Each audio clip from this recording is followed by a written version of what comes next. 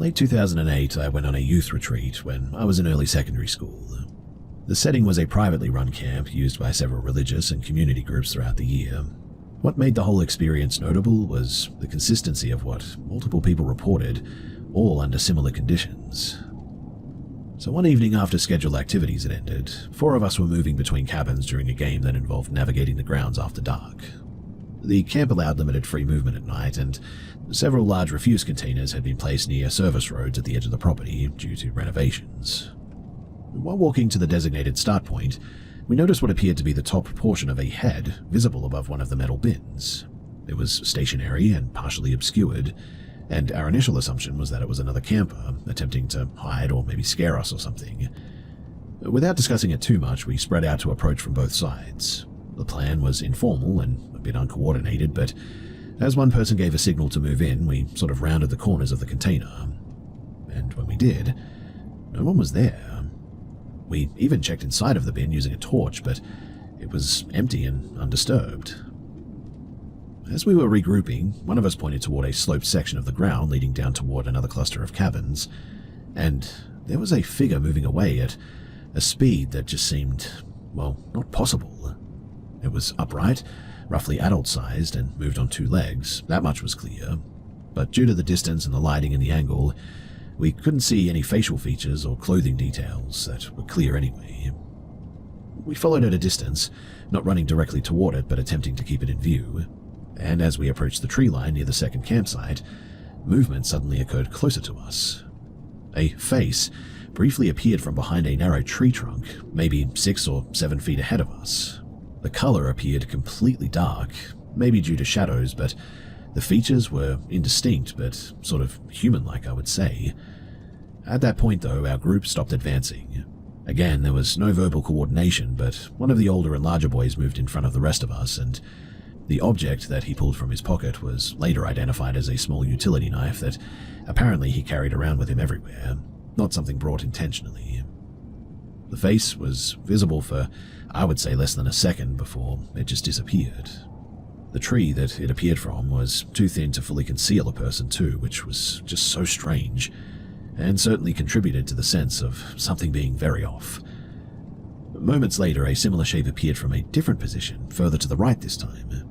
The movement between the positions was not observed directly, but only inferred due to timing, so I can only assume that it was the same person or thing or whatever.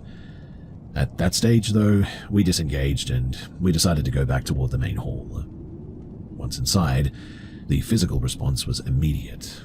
I was shaking, I had difficulty speaking, and I just felt terrified and just really awful. This lasted several minutes. Others reported elevated heart rates and feeling a bit lightheaded, but I think it was just the anxiety from the whole thing, I suppose. We reported the incident to an older camper assigned to supervise our group, and he separated us and asked each of us to describe what happened independently, and our accounts matched on key points. Location, sequence, distance, timing, what we saw. There were some minor differences, obviously, but the core details aligned perfectly.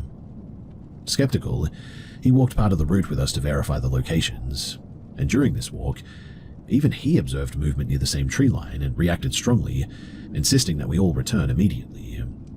No further investigation was conducted that night, and that person was shaken for sure. In the following days, the staff kept a close eye out for whatever this thing was, some of them speculating that it could have been a deer or something else, but I can tell you that that was no deer. Eventually, we all parted ways and I went home, and really, that was the end of it.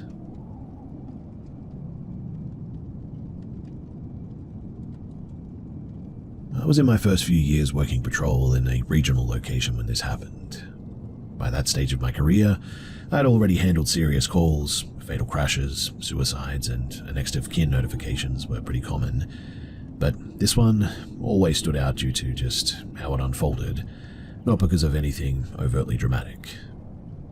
So, I was dispatched just after midnight to conduct a death notification following a single vehicle collision on a rural highway. The deceased was a middle-aged woman, pronounced dead at the scene, and her registered address was a semi-rural property, about 10 miles from the crash site. The property was set back from the road behind a wire gate, and when I arrived, my headlights illuminated a figure standing just inside of the entrance. The woman appeared calm and unhurried.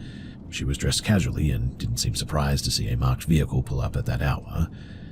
Before I spoke, though, she commented that she had heard a car approaching long before I reached the gate. Given the stillness of the area at night, that didn't strike me as too unusual. I asked if she lived on the property, and she answered yes. I then asked if we could talk closer to the house, and she agreed and mentioned that the walk would be helpful since the residence was some distance from the road anyway. We walked separately toward the house, which sat back on the property. I slowed at one point to watch my footing, and when I looked up again, I swear to you that she was just gone. She was no longer beside me, and I assumed at first that she must have gone ahead. At the front of the house, I stepped onto a small porch and I waited.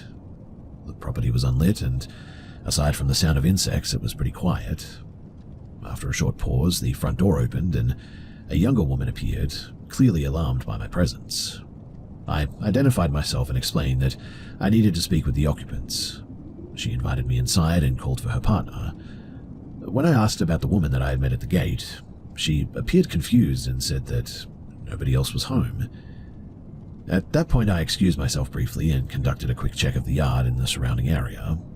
There were no vehicles, no movement, and no signs that anyone had entered or left on foot. I returned inside and I proceeded with the notification. The deceased was identified as the younger woman's mother, and according to the family, she had moved into the home several months earlier after the death of her husband and had been struggling emotionally. The family reaction was pretty consistent with unexpected loss, obviously, shock, disbelief, and distress, but while they spoke quietly among themselves, I noticed a framed photograph on the shelf, and it showed a woman several years younger than the one listed in the report, but the resemblance to the person that I had encountered at the gate was perfect, pretty much. In fact, it was so strong that I asked about it. The daughter confirmed that it was her mother, taken not long before she had moved in. At the time, I didn't comment further. I completed the necessary paperwork, provided support information, and left once another unit arrived to assist. But in the days that followed, I reviewed that sequence repeatedly. There were no reports of neighbors confirming anyone else present. The gate showed no signs of recent activity beyond my own. There was no security footage available, unfortunately, which I would have loved to have seen. But I know that I met someone there, and I saw that person in the picture frame. I'm certain of it. This event changed me for the good too, and I'm no longer so closed to the possibility of life beyond death anymore. It's something that I think about often, and I just cannot shake.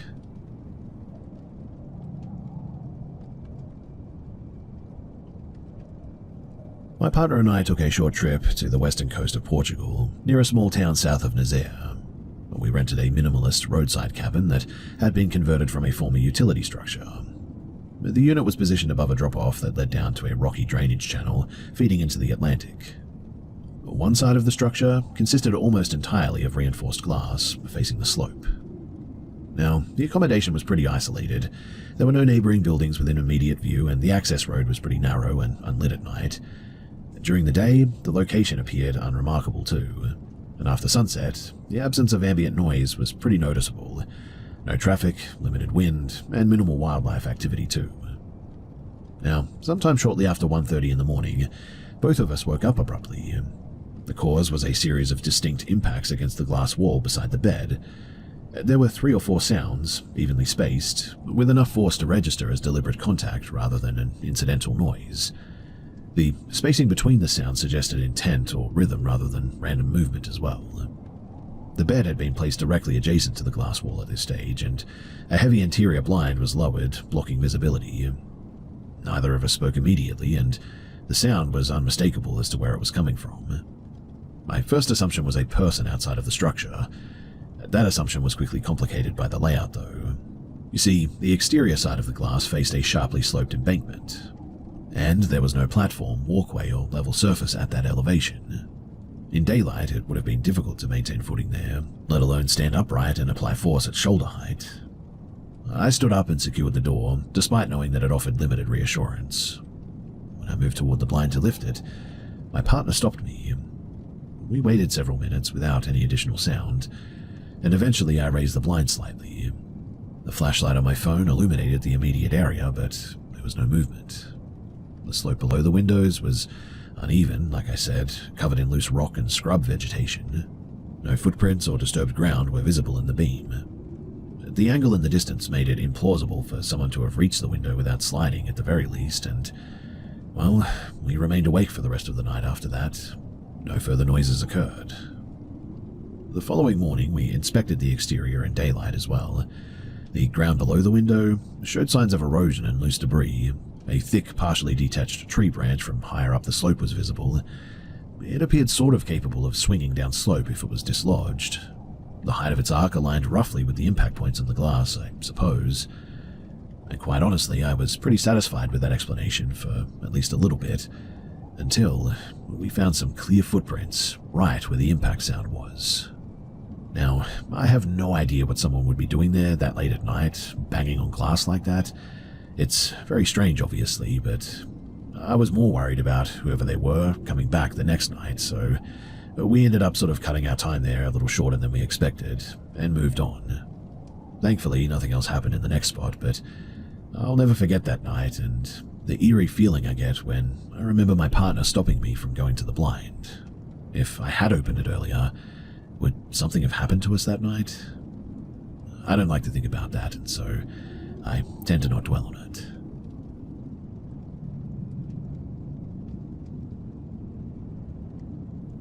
Earlier today, I met a colleague for a midday meal near Rotterdam Central Station. After eating, we walked together into the station concourse. This location is a multi-level interchange with separated access points, controlled by entry barriers and clear divisions between stairwells and escalators. We each needed to access different platforms on different levels at that stage, and at the junction where the routes split, we stopped briefly to finish our conversation.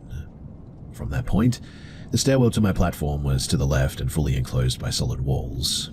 The escalator that my colleague needed was to the right and bordered by glass panels. From where we stood, it wasn't possible to move between these two paths without returning to the junction. We parted without ceremony, and I turned immediately into the stairwell. I didn't look back. The stairwell has no windows, mirrors, or reflective surfaces. It takes about 40 seconds to descend and exit onto the platform. And while walking down, I opened my bag to retrieve my earphones and began playing music as I stepped onto the platform. Less than a minute after arriving, I received a message from my colleague. She asked whether I had changed direction and followed her toward the escalator instead of taking the stairs. I responded that I had not and asked why she thought that. She then described what she had seen. According to her, as she was ascending the escalator, she noticed someone walking toward her from the opposite direction. This person matched my appearance precisely, apparently. Same hairstyle, same jacket, same backpack, same posture even. She specifically mentioned the way that the person held the bag and reached into it, which she recognized as something that I do habitually. She was confident enough that she assumed that I had decided to rejoin her or had realized that I was heading the wrong way or something.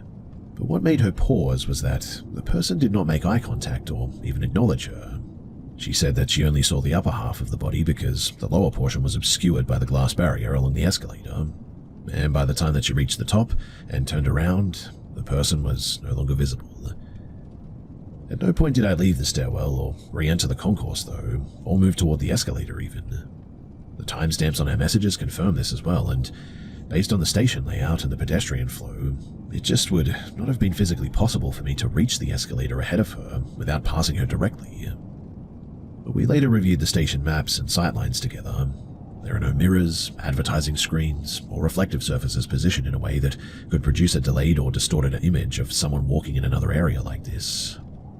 There are also no parallel walkways adjacent to the escalator that connect to the stairwell I used. One possibility, obviously, is mistaken identity.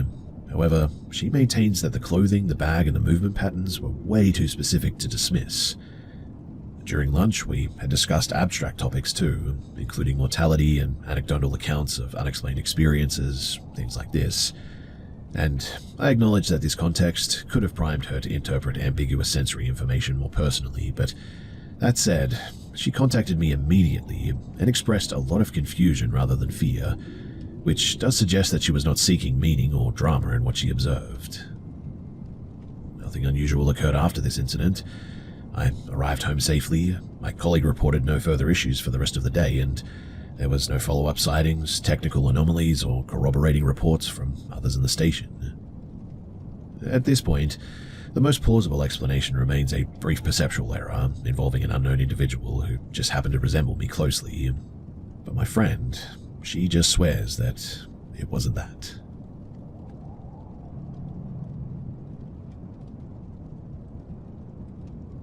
I entered law enforcement in 2016 and was assigned to patrol duties in western Pennsylvania, working primarily evening shifts during my first year.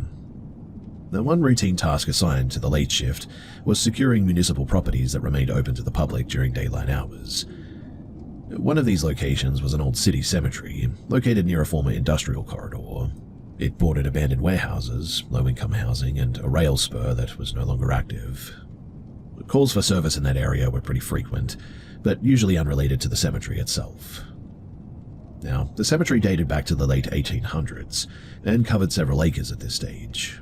It had 3 vehicle access gates spaced along the perimeter road. Standard procedure required locking all 3 shortly after dusk. Officers generally handled this alone, unless there was an active call nearby, obviously. The task was considered low risk, but required situational awareness due to past incidents involving vandalism, loitering, and people using the grounds as a shortcut after hours. Now, on the night in question, I arrived just after 9:30 p.m. Conditions were pretty typical for the season. Dry weather, limited pedestrian traffic, and low ambient lighting too. Before exiting my vehicle, I followed protocol by activating the alley light and sweeping the immediate area with the mounted spotlight that I had. I didn't observe any movement near the gate or between the headstones closest to the entrance. I exited the vehicle and began unlocking the chain securing the first gate. The locking mechanism was pretty old and often required multiple attempts to get it. And while focusing on the keypad, I became aware of something in my direct line of sight that did not register as movement, but more as a presence, I guess. I looked up and saw a female figure, standing maybe 30 feet inside the grounds, near a row of older headstones. The individual was stationary, facing in my direction. Her posture was upright, but not rigid. I noted several details immediately because they didn't align with common encounters in that area too. She was not dressed in modern clothing by any means. In fact, the outfit resembled an older-style dress or coat, dark in color with no visible reflective material. Her facial expression appeared neutral, I would say. I didn't observe blinking either, which was a bit weird. No shifting weight or other indicators of alertness or intoxication or anything. I identified myself verbally and issued a standard instruction that she needed to leave the area, assuming at first that she might be disoriented or trespassing. But there was no response. I repeated the command more firmly this time. Again, no verbal or physical reaction. At this point, my attention shifted to assessing distance and options rather than interpreting what I was seeing. I returned my focus briefly to the gate to remove the chain fully, intending to re-secure it and then approach with backup. The process took less than maybe 10 seconds, and when I looked back toward the same location, she was no longer there. I immediately scanned the surrounding area with my handheld flashlight and vehicle spotlight even. There were no clear paths or cover nearby that would have allowed someone to leave the area without being seen or at least heard. I mean, the ground was uneven and movement should have been audible. I did not locate anyone matching the description, though. I requested another unit at this point to check the interior of the cemetery while I completed locking the remaining gates. A fellow officer from a neighboring zone responded. I didn't describe what I had seen in detail, only that I thought that someone might have been in the grounds. We conducted a brief search and we found no one. At the time, I attributed the whole thing to somebody being just pretty quick and getting away, and so I didn't really document it formally and didn't discuss it with the supervisors or anything either. Several years later, though, during an informal conversation with colleagues, the topic of unusual calls came up and I mentioned the cemetery incident in passing, minimizing the details a lot.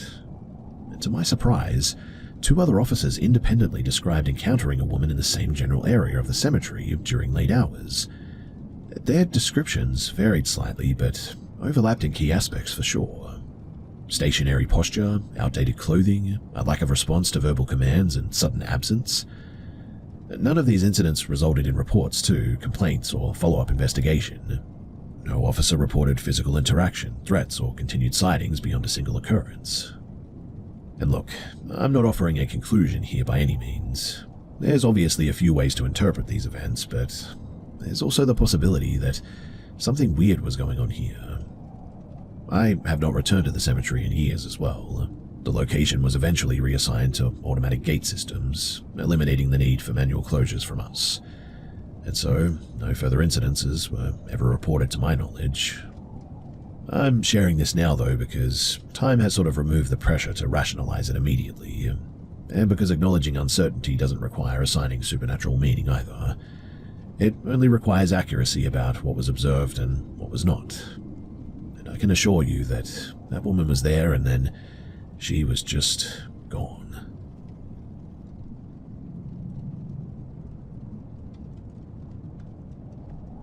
A few years back, I accompanied a friend, Evan, and his parents on a camping trip in central Idaho somewhere, outside of a small town near the Sawtooth foothills, I think. The location was pretty remote, accessed by a long dirt road with no nearby services or cell coverage. Evan's parents had recently purchased a camper trailer and wanted to test it out on a multi-night trip, so I joined them for one night. The day itself was pretty good actually. We arrived in the afternoon, set up camp, cooked some food, and drank a moderate amount. There were no drugs involved beyond alcohol and a bit of tobacco, and that was it. And so, by around 10:30, Evan's parents went into the trailer to get some sleep. But Evan and I stayed outside by the fire to talk a little bit more before turning in. At this point, nothing felt unusual as well. The weather conditions were good, there was no wind, and it was clear visibility. Wildlife noise was pretty minimal, and the fire was the only significant light source at this point. We were seated facing the open clearing in front of the campsite, with trees behind and to the sides of us. Our conversation sort of drifted a bit. We were talking about space, intelligence beyond Earth, and stuff like that, and how people tend to avoid thinking about stuff like this, but this was a bit of a casual conversation that simply didn't change topics for an extended period, really. And during this time, I repeatedly looked toward and commented on the sky. There was nothing specific that I was reacting to, but just sort of the visibility of stars due to the lack of light pollution out there. And at around 11:15, while I was sort of mid-sentence and looking forward, not upward, something occurred directly in front of us. A sequence of lights appeared suddenly at low altitude, no more than a few feet above ground level as well, within roughly about maybe 10 feet of the fire. The lights were not suspended, they moved downward rapidly as a group, and just sort of stopped abruptly. At the same moment, there was a sound. It was brief, intense, and sort of mechanical rather than organic. It didn't resemble an animal or a firearm or a falling object or anything like that. The sound was localized though, and didn't echo as a gunshot or thunder would. The lights and the sound occurred together, and they lasted for about 2 seconds. But both Evan and I, we reacted immediately. I shouted some sort of a curse word. Evan reached for a flashlight that he kept in his jacket. Before he activated it, both of us stood and began moving backward toward the trailer. There was no discussion or hesitation, mind you. The response was just sort of automatic. And as we moved, I looked back towards the fire and the area beyond it, and what I could see was a tall, upright shape moving toward us from the same direction the lights had appeared. I cannot describe the features, the clothing, or the limbs or anything. I can only say that it was taller than either of us and darker than the surrounding environment too. It didn't reflect the firelight or anything, which was weird. I'm also aware that fear can distort perception, but the impression was consistent enough that it remains fixed in my memory. And well, as you can probably imagine, we just ran. In doing so, we knocked over chairs and equipment. We were yelling loud enough to wake Evan's parents now.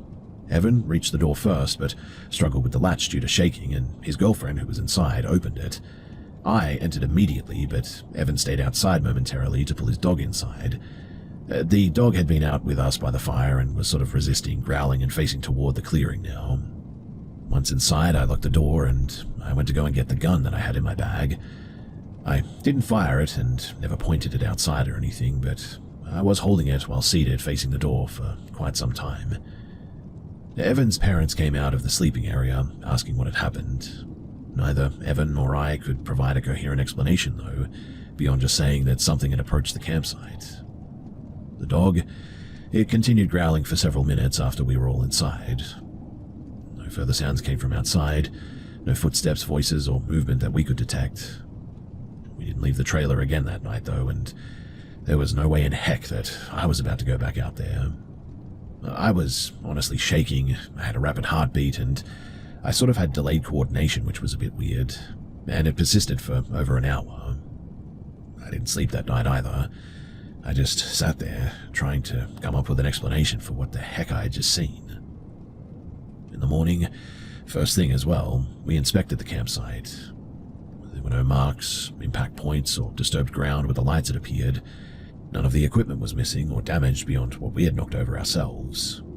But the weirdest thing is that there were no tracks that could be attributed to either us or the dog. Like, we went looking for tracks and we couldn't even see our own for some reason. We left shortly after breakfast that day, and I have not returned to the area since then, and have avoided discussing the incident publicly for some time now. Not because I'm too worried about what other people think, but also because, genuinely, I just have no idea what to make of any of it.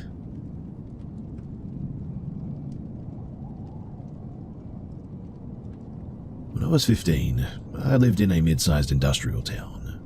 I occasionally worked part-time with a relative at a small retail operation that was attached to a warehouse complex. Several neighboring businesses shared the same loading area here, and employees from different units used the same outdoor space during breaks. Now, I used those breaks to step outside and smoke. Yes, I know, 15 and smoking, not great, but that is where I regularly crossed paths with a man that I called Marco.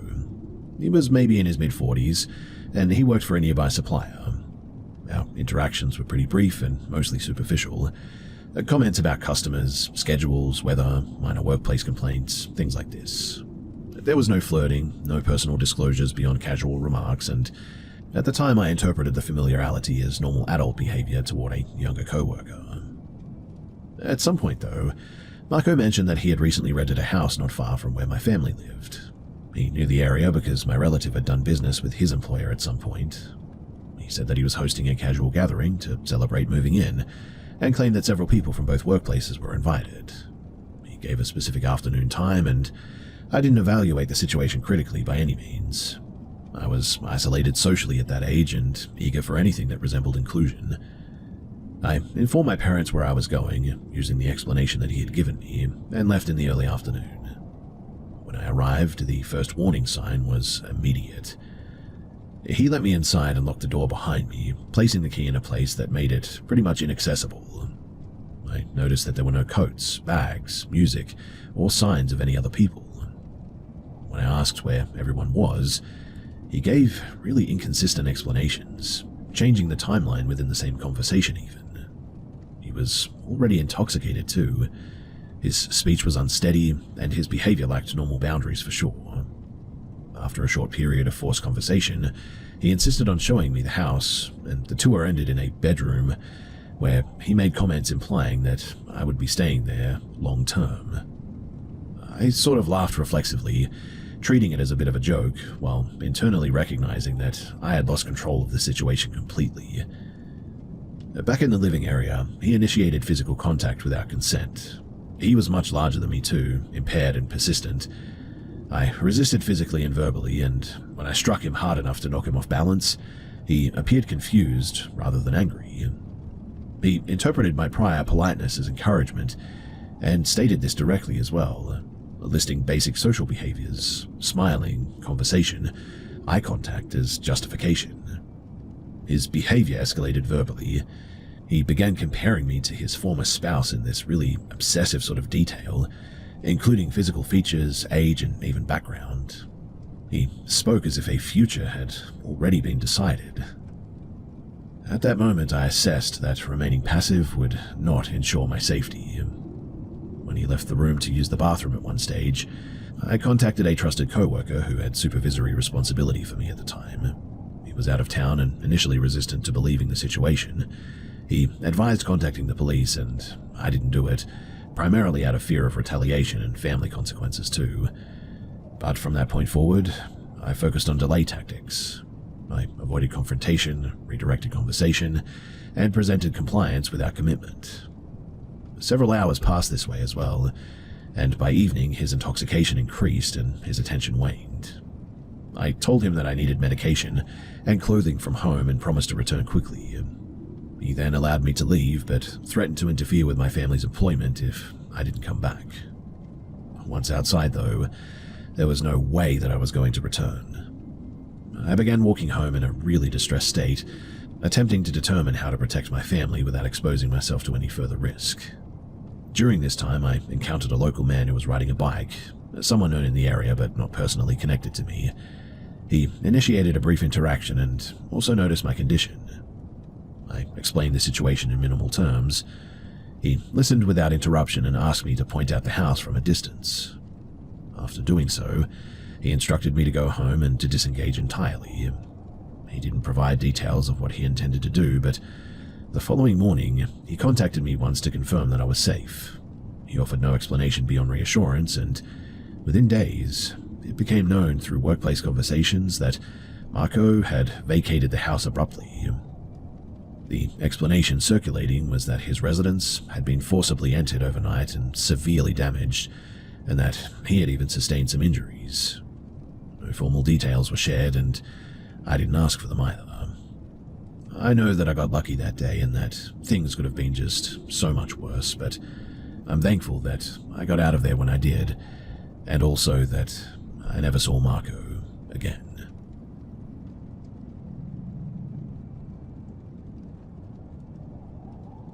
This took place in April of 2018. So I've lived most of my life in western Pennsylvania, but I followed an out-of-market baseball team and went out alone to watch an afternoon game while that team was playing locally.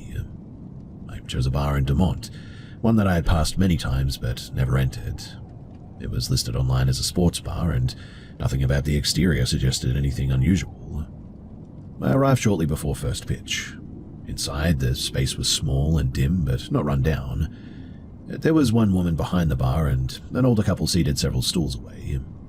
No one acknowledged me when I entered, and all three looked at me briefly, then resumed a low conversation among themselves. I assumed the lack of reaction was because I was wearing the opposing team's jersey or something. In any case, I took a seat near the largest television. After a few minutes, I noticed that there were no menus on the bar, no condiments, and no visible alcohol either. Behind the bar, there were no taps, bottles, or coolers. Only shelves of miscellaneous local sports items that didn't appear curated or valuable or anything. Several signs were posted with generic, no-nonsense messages about behavior and defense, but none listed food or drink options. When I approached the bar to order, the bartender paused as if deciding how to proceed. Then she said that she would get me a menu.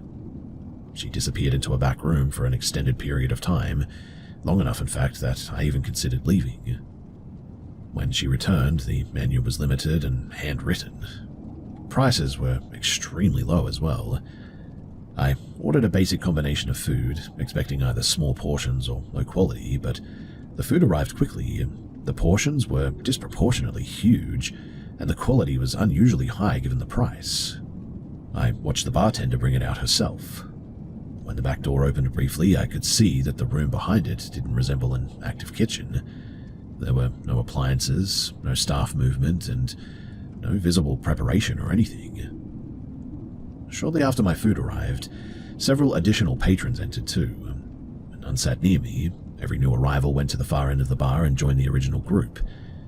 No one ordered anything. They spoke quietly, rarely moved, and didn't display normal reactions to the game despite all eyes being directed toward the screens. No one wore team apparel or expressed interest in the outcome, and when points were scored, there was no change in behavior or anything either. One individual repeatedly stood up though, inserted cash into a video gambling machine near my table, lost immediately, and returned to the group. This cycle continued for over an hour as well, without frustration or comment. Near the end of the game, he used the music system to play obscure recordings that didn't align with the venue or the crowd or anything. The music overrode the television audio, effectively ending my ability to follow the broadcast any longer.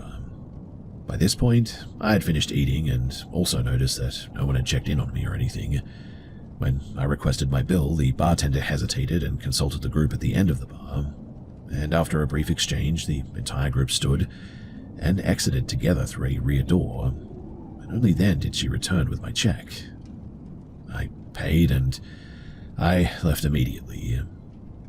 Outside, one of the former patrons attempted to engage me in conversation, and I responded minimally and left the area pretty quickly because it was weird.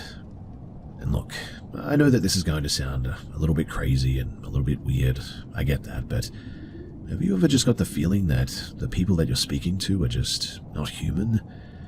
That's sort of how this went, and again, I know that sounds so strange, but their behavior and the way that they spoke and everything was just so alien. I really don't know what to think about this. I don't know whether it was a private club that I just sort of stepped into uninvited, or if it was an informal social group or something. Maybe it was just a misrepresented establishment. I really don't know what it was. But here's the weirdest thing. So, not long after this, I would say maybe a week or two, or maybe even a month later or something, I went by that place and it was completely closed down, boarded up and everything. I have been thinking about it a lot lately, and it's weird, right?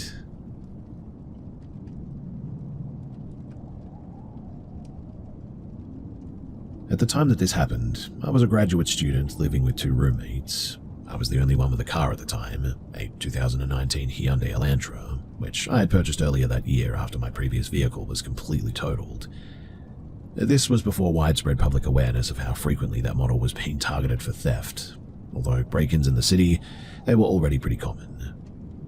Now, one evening, one of my roommates and her co-worker asked me to drive them to a recently opened restaurant in a redeveloped district near downtown.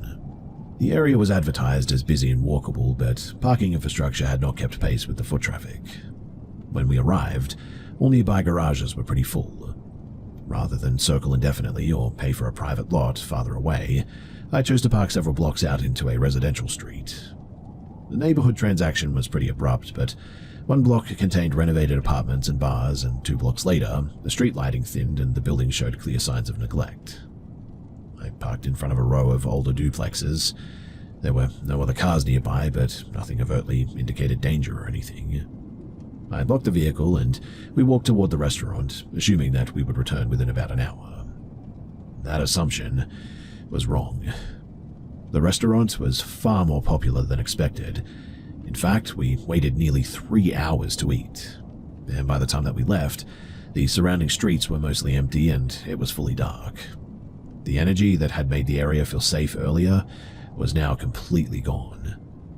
About halfway back, too, a man approached us from behind on the same sidewalk. He appeared disoriented and was speaking loudly, but his words were not coherent. We increased our space without responding, and he didn't run, but he continued following for nearly a full block before veering away.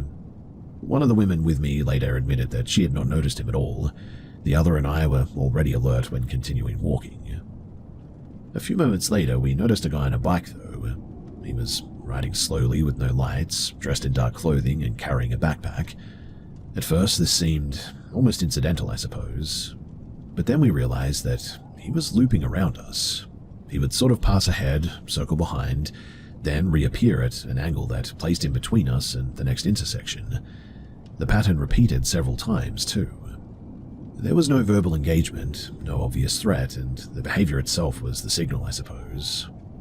As we turned onto the street where my car was parked, the lighting worsened and the porch lights were sort of sporadic and street lamps were spaced far apart, and from a distance I could see my car, and what I could not immediately identify was the shape now standing beside it. As we got closer, I realized that somebody was crouched near the passenger side front wheel. I couldn't see his face, but his outline was clear enough to confirm that he was positioned deliberately and not passing through. I didn't unlock the car, and instead I pressed the lock button again, triggering the horn and the lights. The man stood up immediately and ran toward a nearby building, and as he did, another individual stepped forward from a recessed doorway, watching us but not approaching. At the same time, the guy riding the bike abandoned his circling and rode off in the opposite direction. We ran to the car and we got inside and we left without hesitation. Thankfully, there was no pursuit, No attempts to block us, and the entire interaction ended in seconds once attention was drawn to it. Now, there was no definitive proof of coordination, but the timing and the positioning of all three of these guys, it didn't seem random. I inspected the car for damage, and I didn't find any.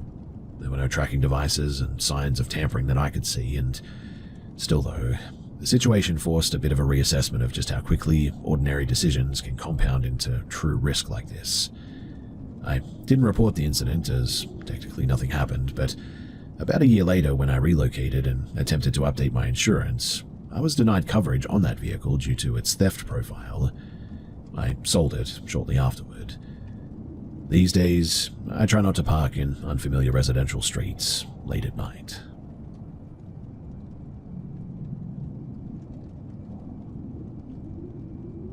I don't usually question my own memory, but this is one of the few situations where I actively wish that I could dismiss what happened as a sequence of just unrelated errors, but I'm really questioning it.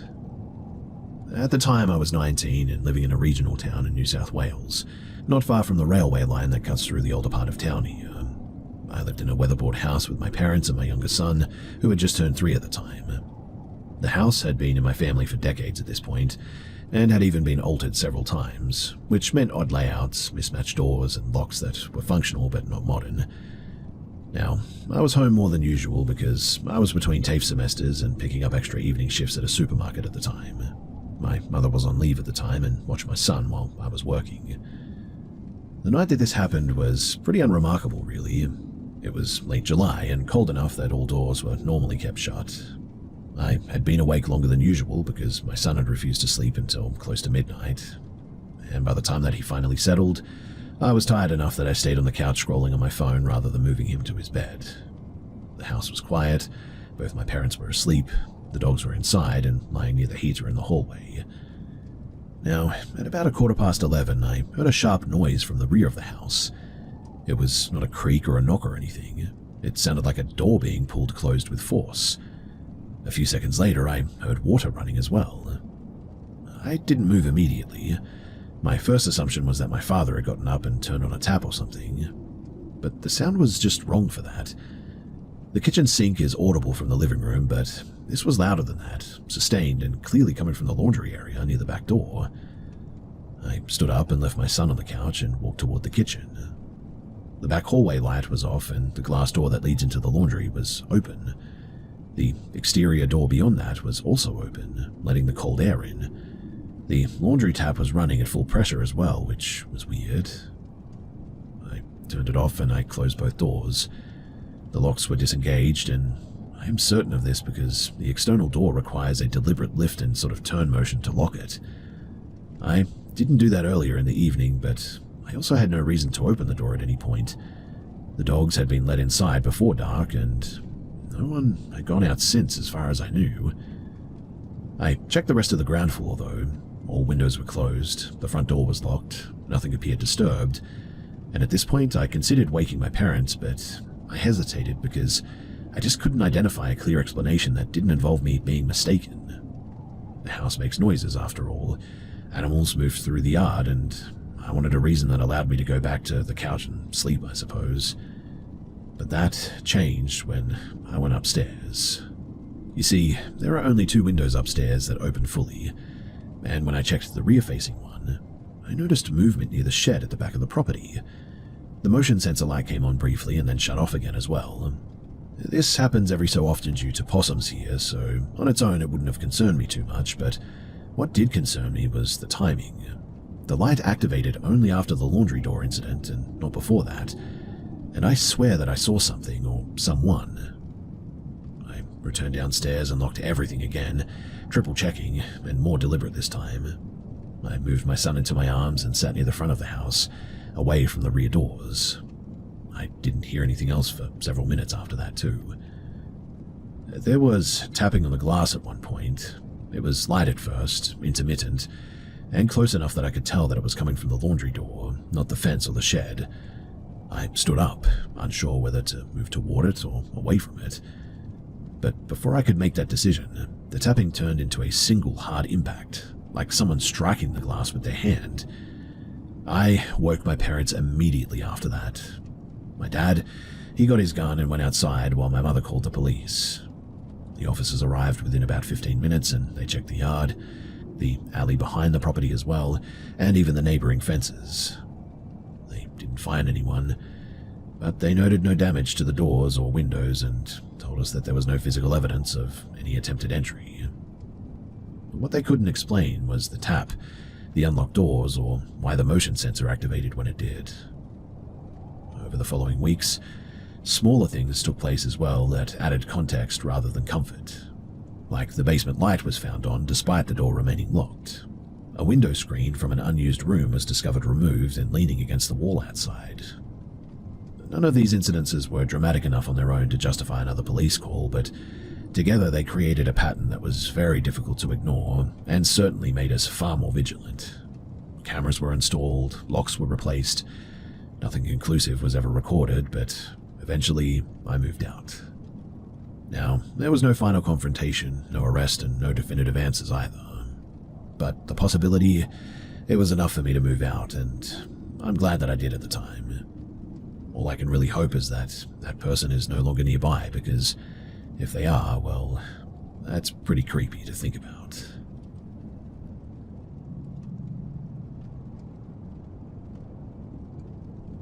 I was 21 at the time that this happened, and recently relocated. I had no social network there and very little familiarity with the city outside of my commute. Recreational weed was not legal in the state at the time, and I didn't have established contacts either. And rather than exercising caution, I treated this as an inconvenience that I could solve by being direct with strangers. I know, not my brightest moment for sure. Most evenings after work, I spent time near a transit hub downtown where informal drug transactions were pretty common. The area was active enough that I assumed risk was pretty low, which, in hindsight, was a very bad assumption. I did not blend in either. I dressed casually, but noticeably differently from most of the people in that area, and I was clearly unfamiliar with the local norms. One night, though, in late October, shortly after 9 o'clock, I approached a man standing near a pedestrian underpass and asked if he knew where I could get some weed. He asked how much money I had, and I showed him a $20 bill. He told me that he could help, but said that the seller was not nearby. He suggested that I drive him to the location, and he said that he would guide me there. I agreed without considering alternatives. He directed me several miles east into a pretty rough-looking area, a residential one. The streets were pretty quiet here, with few occupied houses. He instructed me to park in front of a row of homes with boarded windows and wait while he went inside. I remained in the car for maybe 10 minutes, and during that time I considered leaving, but I didn't act on it. Partly because I was honestly unsure of my location now, and also because I assumed the money was already lost if I did. Eventually he returned, and gestured for me to follow him inside. The interior of the house was pretty congested, with discarded items everywhere. Movement through the space required stepping over a lot of debris. We entered a small room at the rear. There was another person present, an older woman seated on a mattress, facing a television displaying static. She didn't acknowledge my presence, and the man closed the door behind us and sat down. He produced a glass pipe and prepared it with a substance that was clearly not weed. He used it and then handed it to the woman, who did the same. When the pipe was offered to me, I declined and explained again that I was only looking for some weed. He raised his voice, though, and insisted. I assessed the situation and concluded that compliance would end the interaction faster than continual refusal. So I took the smallest possible inhalation that I could and avoided drawing it into my lungs altogether. Immediately afterward, I stood up and I exited without asking for my money back, and nobody attempted to stop me. I experienced numbness in my mouth and disorientation while driving away. I don't recall the route home clearly. I didn't return to that area again either, but despite this experience, I continued to make some pretty poor decisions. Several months later, in early spring, I was sitting in my car in a multi-level parking structure near my workplace after my shift ended. A woman approached from across the structure and asked for a ride. She appeared physically unwell but coherent. She said that she needed to get to a nearby street and indicated that it was a short distance away, so I agreed. After several turns, it became pretty apparent that she didn't know where she was going. Her speech became erratic, and when I told her that I needed to leave, she panicked and attempted to grab the steering wheel to redirect the car altogether. I stopped immediately and told her that she needed to get out. She reacted by placing her hands around my neck, though. The pressure was minimal, but the intent was pretty clear. I removed her hands and continued driving to avoid stopping in the area that we were already entering, which I recognized as an active open-air drug market. When I finally stopped, several men approached the car. One spoke to me directly and asked what I wanted, and I told him that I didn't know the woman and was just trying to leave. He entered the car without my permission, argued with her briefly, and then forcibly removed her and left her on the sidewalk. He then asked me to drive him to a nearby convenience store. And it was then that I noticed that this was the guy from earlier, the one who had forced me to smoke that night. I didn't recognize him at first because he looked so different, but it was him I'm pretty certain of. At that point, my goal was to just end the situation without escalation, and so I complied, dropped him off, and gave him a little bit of cash that I had. I didn't want to see where it went too, so in the end I just left.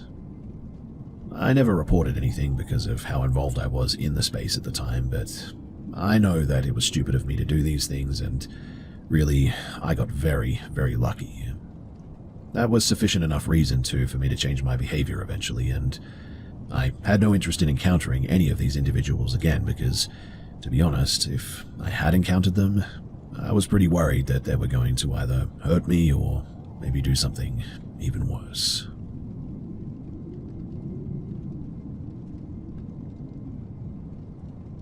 I was 16 years old at the time that this happened and living in a small coastal town. It was the kind of place where teenagers assumed that something familiar equaled safety, largely because serious incidents here were pretty rare and everyone believed that they knew everyone else too.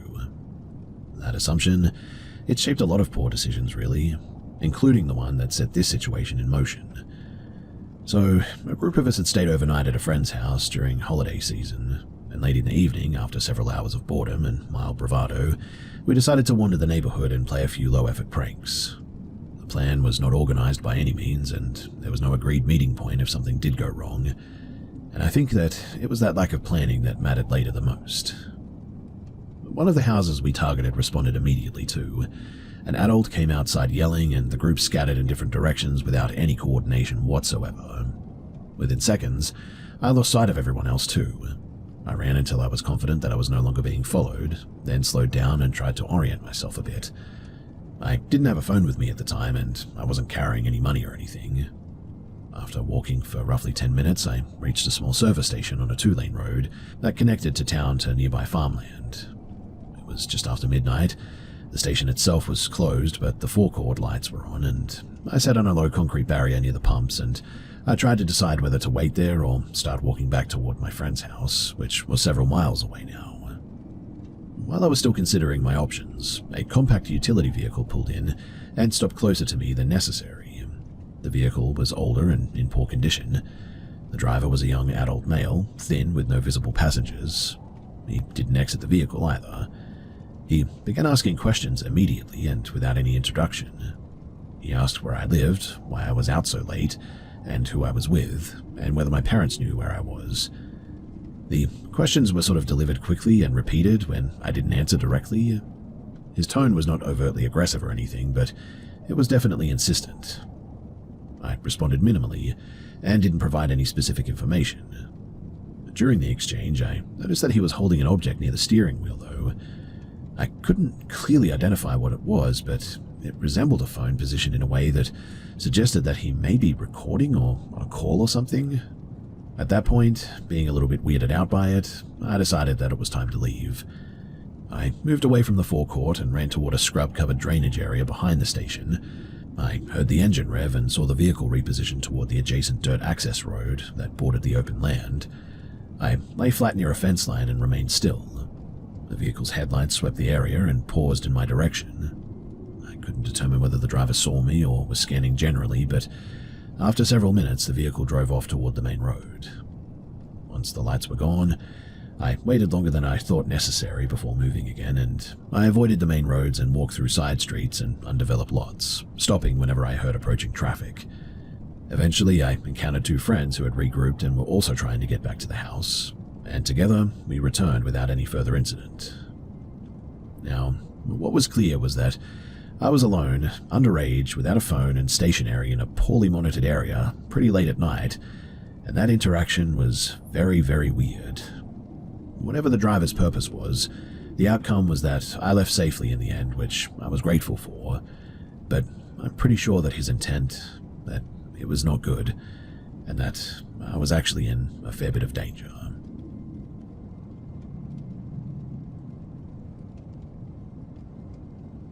This account was originally shared during a late-night call-in program on a regional radio station in southern Malaysia, where listeners were invited to recount unexplained experiences from earlier in their lives.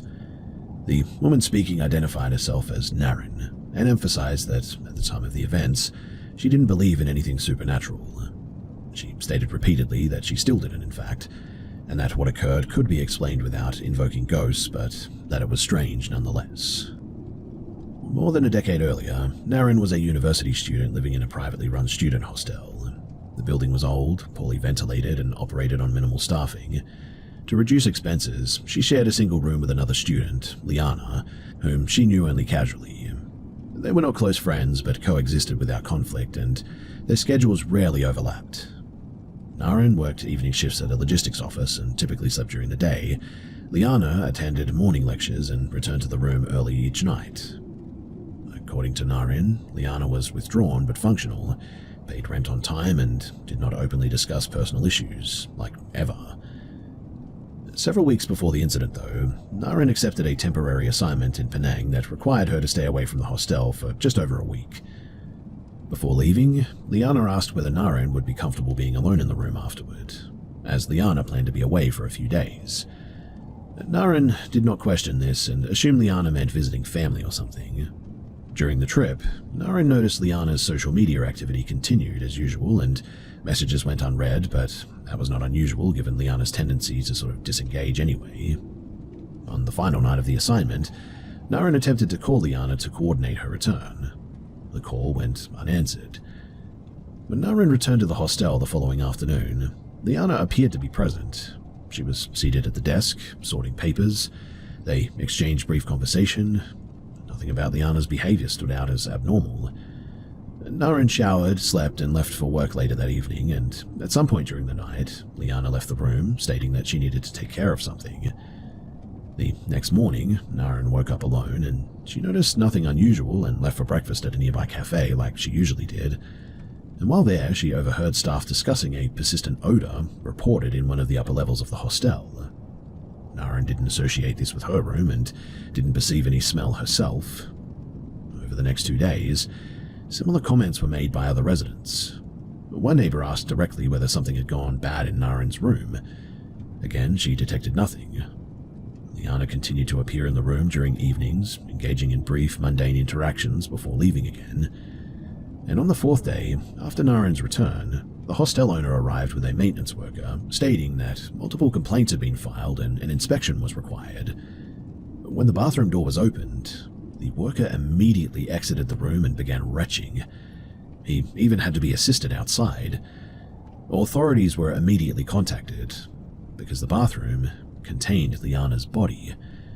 She had, unfortunately, ended her own life, and the decomposition was pretty advanced. The medical examiner later estimated the time of the death as approximately 10 to 12 days earlier, placing it within hours of Naren departing for Penang.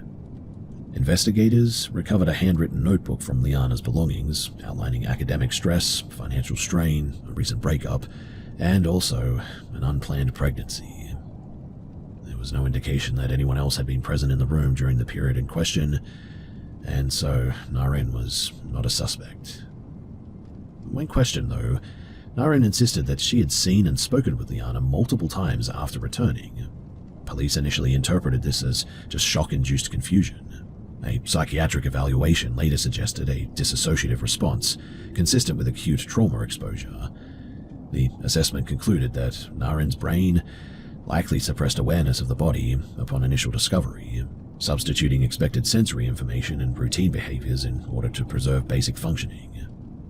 Naren, though, stated that no such memory of discovering the body before the inspection, nor any recollection of unusual sights or smells during the intervening days, had ever occurred. She never accepted the medical explanation too, and continued insisting that she had seen Liana just moments earlier. She moved out immediately after the investigation concluded and did not return to the hostel. Her reason for sharing the story was mostly confusion about what had happened and also the fact that she believed that she wasn't crazy. As far as she's concerned, she saw Liana and she was convinced that she was there.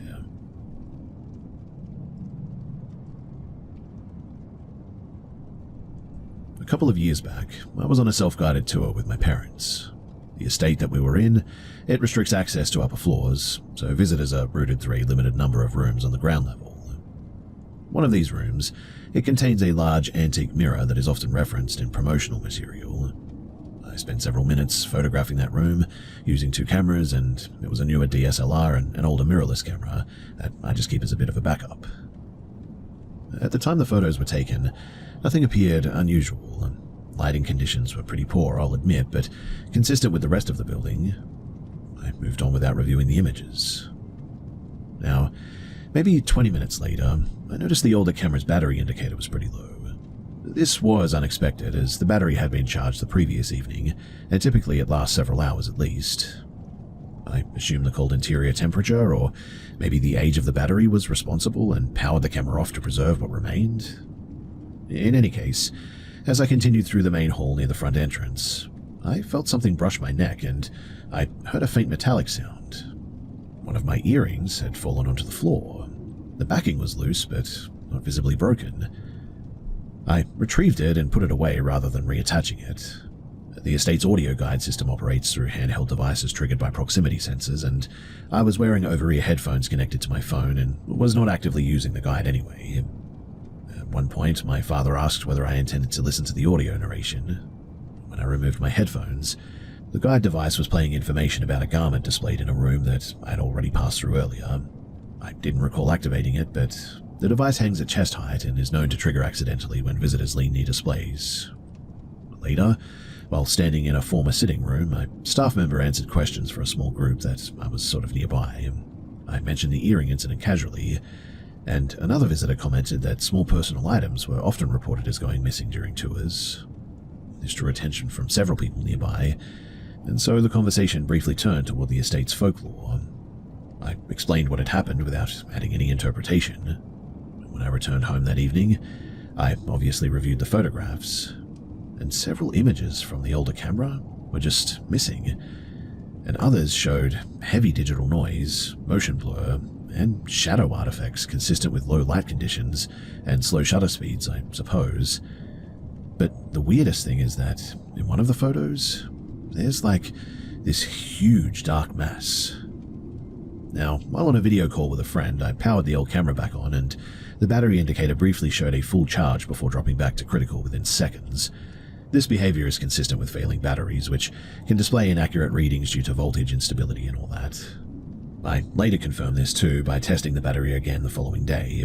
It could not hold a charge and was disposed of in the end. But then, the earring backing that I picked up earlier was found later to be warped, almost like it was loosened earlier in the day without me noticing it. The audio guide device, when tested again, triggered easily when passing near certain displays, even without any deliberate input. And that's all I have to really report about it. Nothing further occurred after leaving the estate, and I didn't lose any items or anything, and no devices malfunctioned again once the battery was replaced. But what stood out to me the most is just how weird some of those photos are. In a neutral setting, none of these details would have really registered as significant at all, except for the black mass photo, of course, but in a location like this, they all felt pretty connected, to be honest. I haven't been back since then, but I would relish the opportunity to go back and try and take some more photos and take a closer look.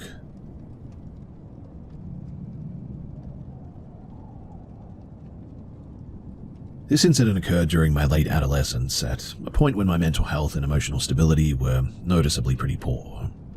I was living in southern Sweden at the time, having relocated there from another country a few years earlier. The town was small, quiet, and uneventful, which contributed to a general sense of isolation rather than comfort. I was 17 years old at the time, still in secondary school and experiencing persistent stress related to academics and social pressure. I spent a large amount of my time alone in my bedroom, often online late at night and just sort of browsing the web. During that period, I was consuming a significant amount of content focused on fear-based themes, particularly videos framed as personal testimonies involving extreme religious experiences. I didn't actively practice any religion at the time, but I was emotionally vulnerable and receptive to narratives that offered simple explanations for suffering. Now, one evening, I watched a video in which a man claimed to have undergone a literal journey to an afterlife scenario involving punishment and confinement. The presentation was graphic and framed as factual rather than symbolic, and while I remained skeptical of the claim itself, the emotional impact was pretty immediate. The video relied heavily on fear and moral consequence, and it remained on my mind long after it ended. Shortly afterward, I became acutely aware of my surroundings too. The room felt subjectively different, though nothing had changed physically. I experienced heightened alertness, shallow breathing, and an unexplained sense that I should not be alone. These sensations escalated quickly enough that I decided to leave the room and go to the common area of the house where the other people were present. As I was descending the staircase, I felt a firm, localized pressure on the back of my right shoulder. It was brief and distinct, similar to a deliberate tap intended to get somebody's attention. My immediate reaction was involuntary. I turned abruptly and I shouted, but there was no one behind me. The hallway was empty and there was nobody nearby, no pets that could have caused the sensation either. The noise drew the attention of my stepfather, though, who called out from another room. I did not have a clear explanation to offer, and so I described the incident pretty vaguely. And for the remainder of the evening, I remained close to other people in the house and avoided being alone. Over the next several hours, I experienced heightened startled responses too. Minor sounds prompted disproportionate reactions. Physical contact, even from the family dog, caused discomfort for me. I didn't sleep well that night, and remained pretty anxious the following day. No similar incidences occurred again in that house, and we moved several months later, and I haven't experienced a comparable sensation since then. I didn't pursue any form of religious explanation afterward, nor did I encounter any further episodes of the physical touching or anything. I really don't know what that was, but the physicality of the sensation makes it very difficult to dismiss immediately, even though no evidence supported an external source. Also, I don't know if it's related to what I was watching at the time, but the coincidental nature of the whole thing is a bit strange, and I cannot dismiss that entirely at this point.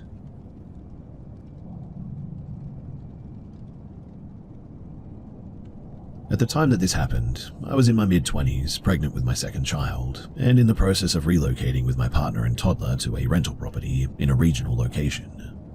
The house was older and had been subdivided without proper permits, something that the owner disclosed casually during the walkthrough, mind you. He mentioned that the lower level had previously been vandalized with disturbing symbols before renovation. The comment registered as a bit odd, but sort of irrelevant at the time. We needed housing quickly, and so we moved in without further consideration. For several months, daily life was pretty uneventful. The pregnancy progressed normally, and nothing about the house drew attention beyond typical maintenance issues. The earlier comment about the basement faded entirely from memory, to be honest. That changed, though, after a relative contacted us, sort of unexpectedly. He had lost a job recently in another state, and he asked if he could stay temporarily while starting a new job nearby. We had a spare room, and so we agreed, with the understanding that he would contribute financially once he was paid. But because he arrived with almost no resources, we covered his initial expenses, including work supplies and a bit of food. 2 weeks later, we spent most of our monthly budget on groceries, intending them to last until the next pay cycle. The following day, we drove to visit my father, who lived in a rural property with livestock, and I was about 6 months pregnant at the time. And while there, I made a poor decision to ride one of his horses, despite the risks. Shortly after mounting, the animal was startled and bolted uncontrollably. The incident escalated rapidly too. The horse ran toward a road, narrowly avoiding a collision with a passing vehicle. I was thrown and I landed hard. The driver stopped and identified himself as an off-duty emergency responder. An ambulance was called and I was transported to the hospital and admitted for observation due to trauma and pregnancy-related concerns, obviously. Although there were no complications with the baby, I did sustain injuries to my face, arm, and back and remained hospitalized for several days, but I was thankful that my baby was okay. when I returned home on prescribed pain medication, I discovered that my relative had left without any notice. All the food purchased days earlier were now gone too, and he had taken personal items as well and left no explanation, no payment, and no contact information. The timing compounded existing stress, obviously, and left us in a very vulnerable position, but because of my limited mobility, a close friend stayed with us briefly to help with some childcare. When I asked her to retrieve bedding from the vacant room that my relative had used, she refused after stepping into the hallway, stating that the room made her feel uncomfortable. I personally dismissed this as fatigue, and so I just went myself. I was able to enter the room, but I experienced a sudden spike in anxiety, similar to a pressure sensation combined with heightened awareness. I attributed it to medication side effects and exhaustion at the time, but it was certainly a bit weird. Over the following nights too, my sleep became fragmented. I was alone overnight with my toddler while my partner worked nights, and during this period, I began seeing things.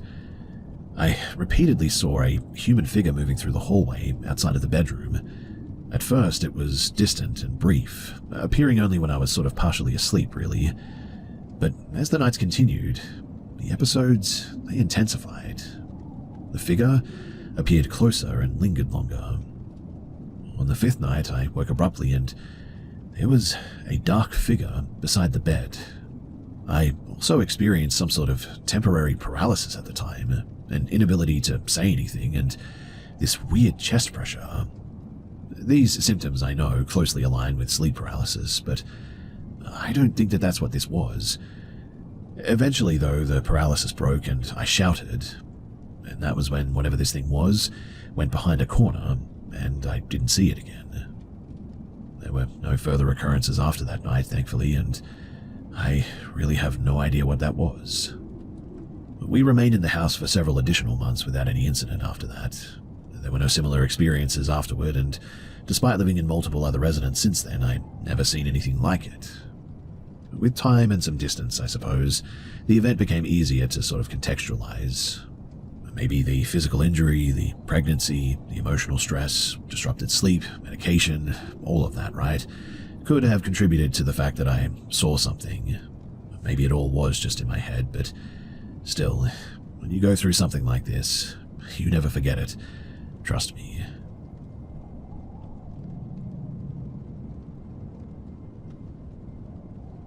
So, this took place at around 9:40 p.m. local time in Northern California.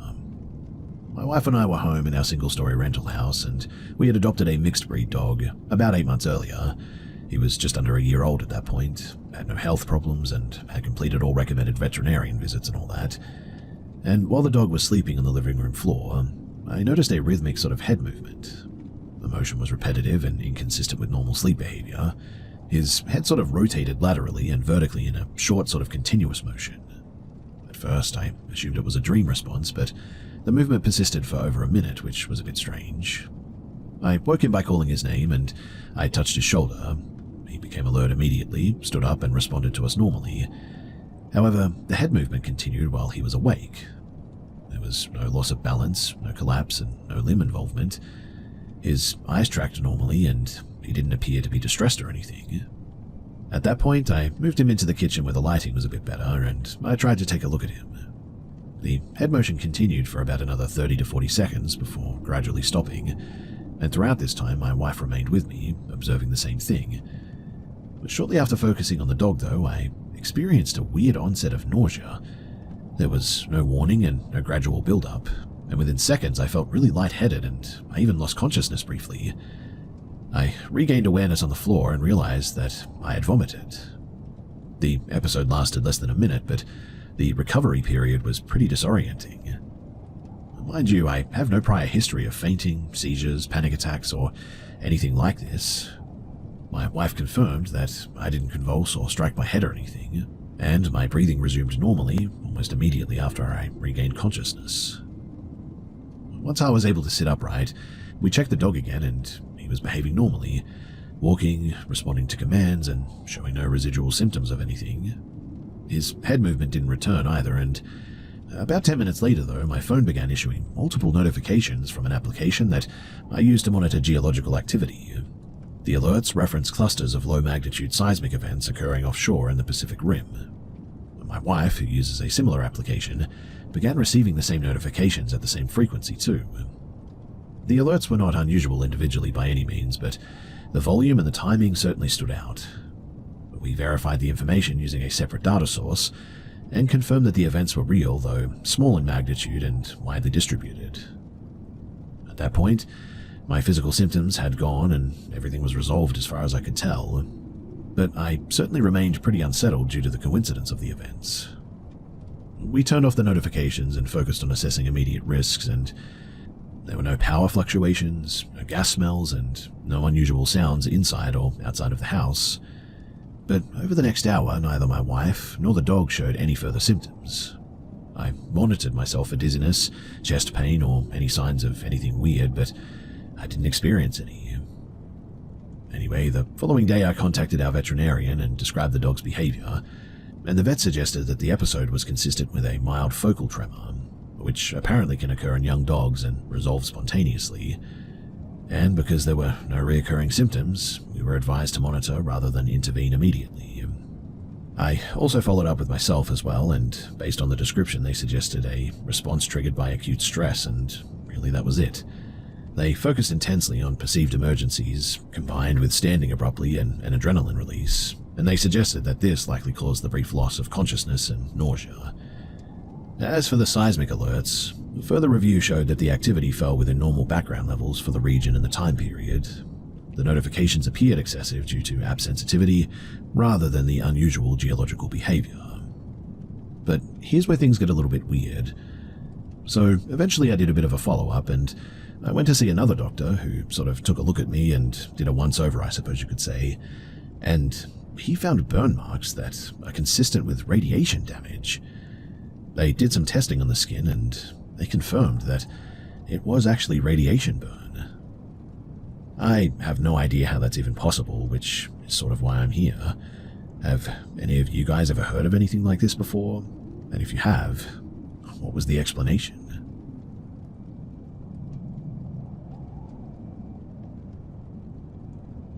So my cousin Mylan was removed from Spain after a series of arrests related to drug possession and public disturbances.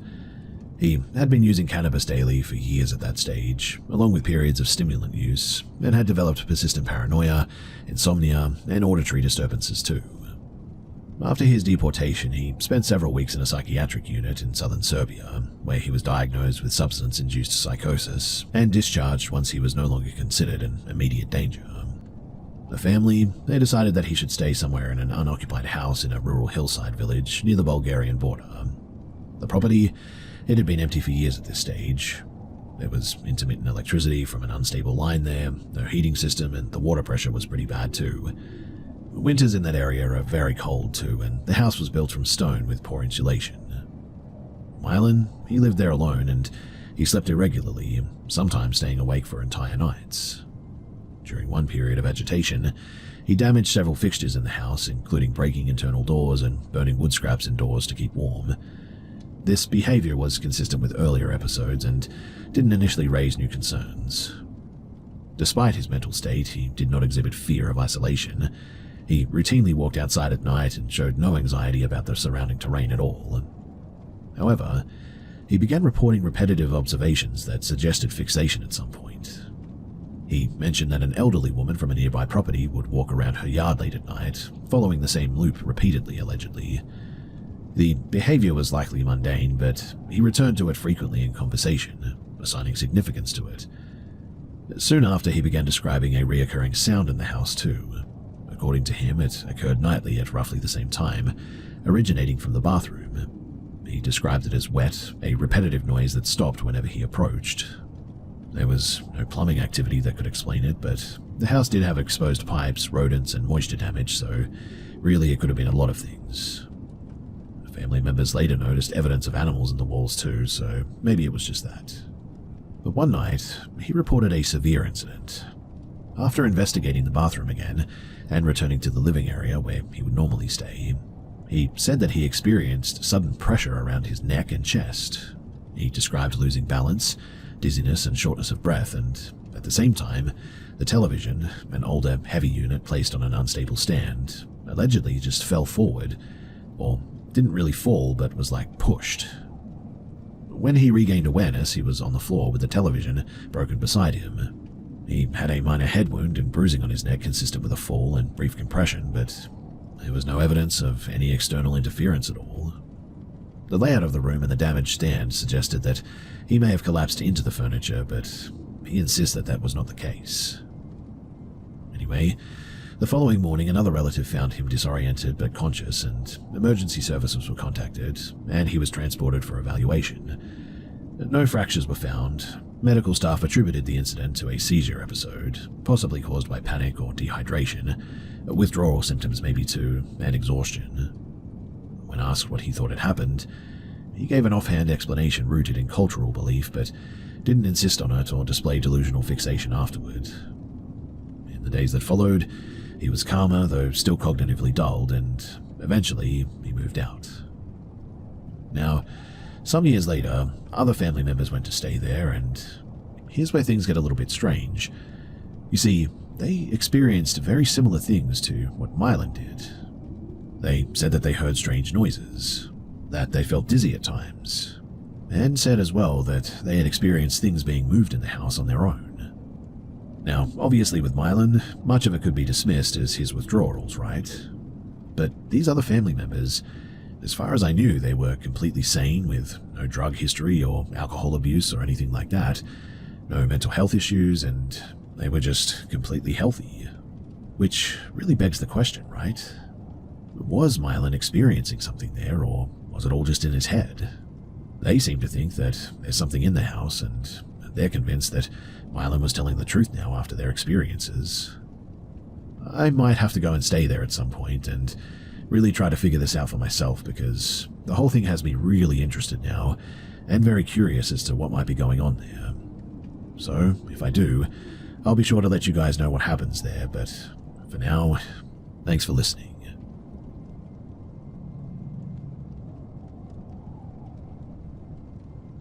I want to preface this story by saying that while I am pretty much agnostic on a good day and an atheist on a bad day, I am still a fan of horror, and I grew up in a fairly religious environment via a very evangelical Christian high school, so my point of view may be skewed by those influences, I'll admit.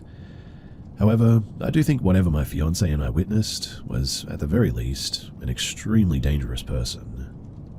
So, for context, I started college in the fall of 2018, going to a university in a somewhat rural area. The college itself, it sits on a large plot of land surrounded by farmland and vineyards, with sections that are forested and have sort of little trails running through them, and a creek that runs through the length of the school property even.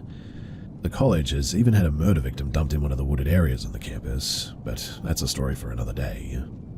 Freshmen, though, were required to live on campus their first year, and one of the benefits of that was that we had unlimited access to the school cafeteria, aka the CAF. The CAF, it was pretty nice, boasting a salad bar, sandwich station, mini bakery, hot food with different menus daily, and pretty much every fountain drink that you can think of. I would get lunch and dinner there with my only friend at the time, and who is now my fiancé, might I add, and we began to notice this boy who was always at the CAF alone. It wasn't uncommon to see students eating there alone. My school had pretty poor community outreach or school spirit, but something was just, I don't know, really off about this kid. Like, first off, he had a very distinct look. This is important too, because we recognized him multiple times over 3 years. His skin, it was extremely pale, and had this sort of waxy flesh look to it that I struggled to describe, almost like he was made of wax, but he also had red curly hair, insert ginger joke here, I know, but a mouth a little too large for his face, but what was the strangest thing about him were his eyes. They were the same color as his hair, that bright red auburn. His iris was almost too big for his eye, and his pupils, they were extremely dilated. His eyes had a sort of bulging look to them too, very similar to Mark Zuckerberg, like they were trying to escape his face almost. It's hard to describe here, but he just had a very, I don't know, unsettling look to him. It just felt like there was something very wrong with him, like there was nothing inside of him almost. But his appearance wasn't what caught our attention at first, to be honest. What caught our attention was the amount of food that this kid would eat. Of course, having unlimited access to food, some kids went really overboard, right? But this kid, he was on another level altogether.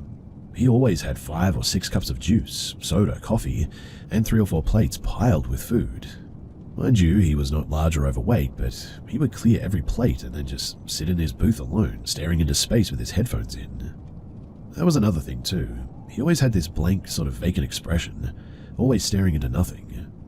Whenever you walked past his booth, you could hear that the music from his headphones was on full blast. We began to notice too that no matter what time we went to the cafe, whether it be for a late night snack, a breakfast, a random afternoon craving, he was just always there, sitting alone in the ruins of his empty plates. And we weren't the only people who noticed this strange behavior too. By second semester, people began approaching him. At first, just some girls jokingly saying something to the effect of, "We strive to be on your level," referencing his eating habits, and he just stared at them blankly. People began to ask if he was okay, if he would like to join them, but he always just stared, sometimes with a sort of knowing smile on his face, but would never reply, leaving the students to depart awkwardly. Once I even witnessed one of the cafe attendants telling him that he needed to stop spending all his time there. My friend that I always ate with became my boyfriend in the end, and we began to theorize what exactly this kid's deal was. We said maybe mental illness, or maybe he was a competitive eater, or he was trying to bulk up or whatever, but his behavior seemed too empty, too neurotic to be explained away by any of these. Our main theory, the one that I subscribe to now, it didn't come till much later. My sophomore year, I opted to live on campus again, and in the middle of my second semester, that was when COVID hit. My school, they allowed us to remain on campus until the school year was up, and due to some personal reasons for not wanting to go home, I remained in my dorm, and my boyfriend joined me, and we quarantined together. That time was honestly just so strange because our campus became an incredibly liminal space without all the other students. Some others remained with us, but on any given day you would walk the entire campus and not run into another soul. My boyfriend and I, we started running the wooded trails on campus to get some exercise too. And one day, we stopped on one of the trails to do some burpees. As we did so, the kid from the cafe emerged from the trees all of a sudden. Not on any trail, just walked out of the woods and started running toward us. This really caught us off guard because, we rarely saw anyone at this point, and he just made a beeline toward us. Right as he ran up on us, though, he just stopped, just smiled at us knowingly, as if we shared some joke. But it was not a smile. In fact, it was incredibly nasty, sinister even. I don't know if I felt that way because he had scared us, but something was definitely off. We had never spoken to him those times at the cafe, but he definitely seemed to recognize us. The other thing that was weird was that he was now jacked, way taller and just larger than he had ever been freshman year. And it wasn't just that he gained muscle, he just seemed like he scaled up a whole lot. Like he hit a massive growth spurt, which I suppose is plausible, but it just seemed really off. Anyway, we were both obviously shaken by the experience, and began to joke that he had been eating so much to store up energy so he could level up or something. And one of us, I forget which, but we suggested that he looked so strange because it was a demon wearing a human skin and was eating so much to build strength for his demonic powers, and that's how he grew so quickly. Like I said, it began as a joke, but the more that we discussed it, the more it just seemed to explain not only his odd appearance, but his odd behavior toward other students, the empty look in his eyes. But here's where things went from just weird to, honestly, downright terrifying. So my boyfriend and I forgot about him eventually, and moved out of my dorm into an apartment a few blocks from school as we were still finishing, and because school was mostly online now, obviously with COVID, and I liked the area. But the same creek that ran the length of our school campus ran behind our complex, and as it was still COVID lockdown and we had nothing to do, we would often go on long walks up and down the creek. Now, one evening we went for a walk at dusk, and by the time that we got to the main road our apartment was on, it was completely dark. It was extremely quiet, and as we walked along the road, we saw that we were coming up on a man walking very slow and deliberate.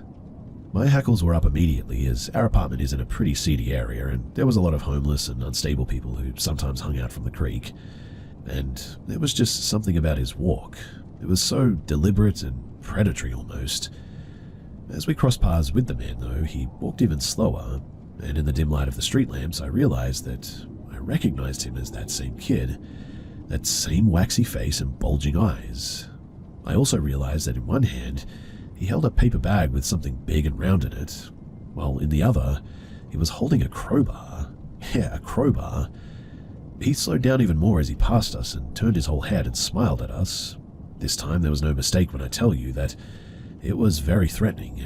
It was the most sinister smile that I'd ever seen, in fact, and it had that same knowing in it, like he knew us and we shared some joke. He didn't say anything, just stared at us with his horrible eyes. I don't know if I just read too many creepypastas or if I'm overthinking things, but I knew on an animalistic level that he wanted to hurt us and wanted us to know that he could. After we passed him, we took off running, and when we returned to the apartment, we were both in a full-blown panic. Even my boyfriend, who tends to be pretty level-headed and skeptical, wanted to call the police at this stage. We did, and as soon as we began to explain the situation, we felt pretty foolish about it. They asked if he threatened us, and we said not verbally, but we felt threatened. Despite the absurdity of our call, they said that they would look into it because obviously there's not a lot of non-nefarious reasons to be walking around at night with a crowbar. But we never heard anything, and after that, we never saw him again. Now, to close this, I just think the whole thing is strange. How this kid kept showing up in our lives over 3 years, and always seemed to recognize us, always seemed to want to let us know that he knew us. I think as people, we know when there's just something off about a person, right? When there's nothing going on inside. People have said as much about sociopaths that they've had run-ins with. But I want to know what you guys think. Did I encounter the Antichrist leveling up, a demon, or just a really troubled kid who became a dangerous man? Maybe he was just a depressed kid, but I will hold firm that we were, at the very least, threatened by this guy, that he wanted to hurt us, and that we encountered something or someone very evil. But what do you guys think? Also, I did some rudimentary Google searches for police reports in the area for, assault with a crowbar or whatever, and some other things that might have related to that, but in the end, we couldn't find anything.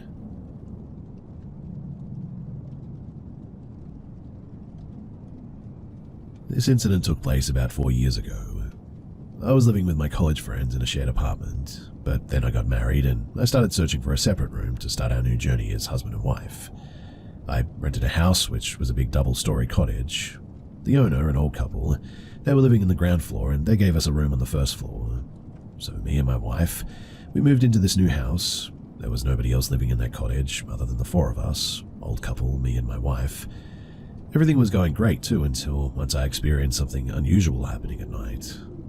I just felt like somebody was present in our house for whatever reason. I felt like someone was watching us, observing us. It was a really weird feeling, but nothing else really happened, and so life just went on.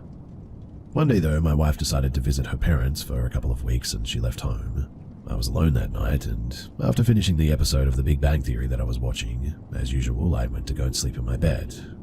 It was now the middle of the night, and I was in a deep sleep, and I started feeling like someone was trying to hold my hand and legs.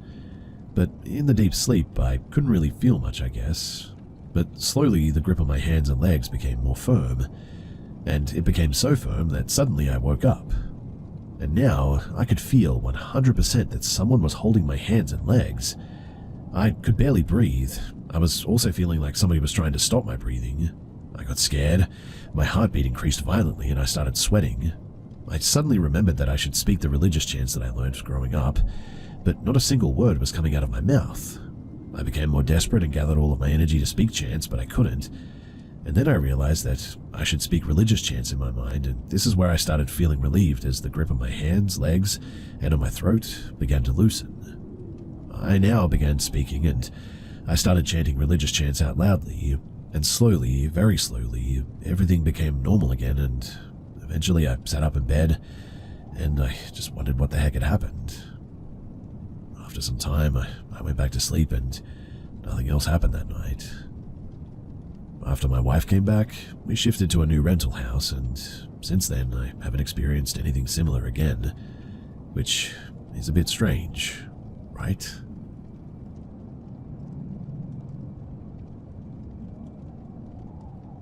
Around 3 months ago, my younger brother woke up screaming bloody murder at around 4 a.m. in the morning, waking up the entire house. after my mother and I came running to see what was happening, he was downstairs crying and screaming that there was a man in his room. After calming him down, he told us the full story. At first, he was dreaming about hands coming from the curtains and reaching out to grab him. After waking up, the hands were still there apparently, but now they were around him on the bed. He shot out of bed screaming, only to be met by a dark figure lurking in the corner of his bedroom. He ran out of his room, down the stairs, and saw my mother standing there. Only my mother and I were just coming out of our rooms to see what all the screaming was about, so that wasn't our mother. My mother and I never saw the figures, only heard the screaming, but my brother swears that they were real and he wasn't dreaming anymore. He did see the real us coming down the stairs, and when he looked back, my mother was gone. He describes it as the scariest thing that he's ever been involved in. Now, about a week ago, a similar thing happened once again, and there were screams. Not as severe as the first time, but still loud enough to wake all of us up. My brother, he was in the hallway crying again. He had seen my deceased dog on her hind legs, with red eyes and a satanic symbol staring at him. I'm not entirely sure if this was a nightmare this time, but my brother is not someone who is easily scared or panicked, so it definitely leaves a bit of a bad taste in my mouth. My first instincts say that it was just dreams and maybe sleep paralysis. I'm not too familiar with paranormal things, so I was hoping to maybe get some pointers here as to what this could be. I'd be lying if I said that I've never felt weird in our house, but I never thought much about it, I guess. It's just an ordinary Dutch family house with no prior history of paranormal activity.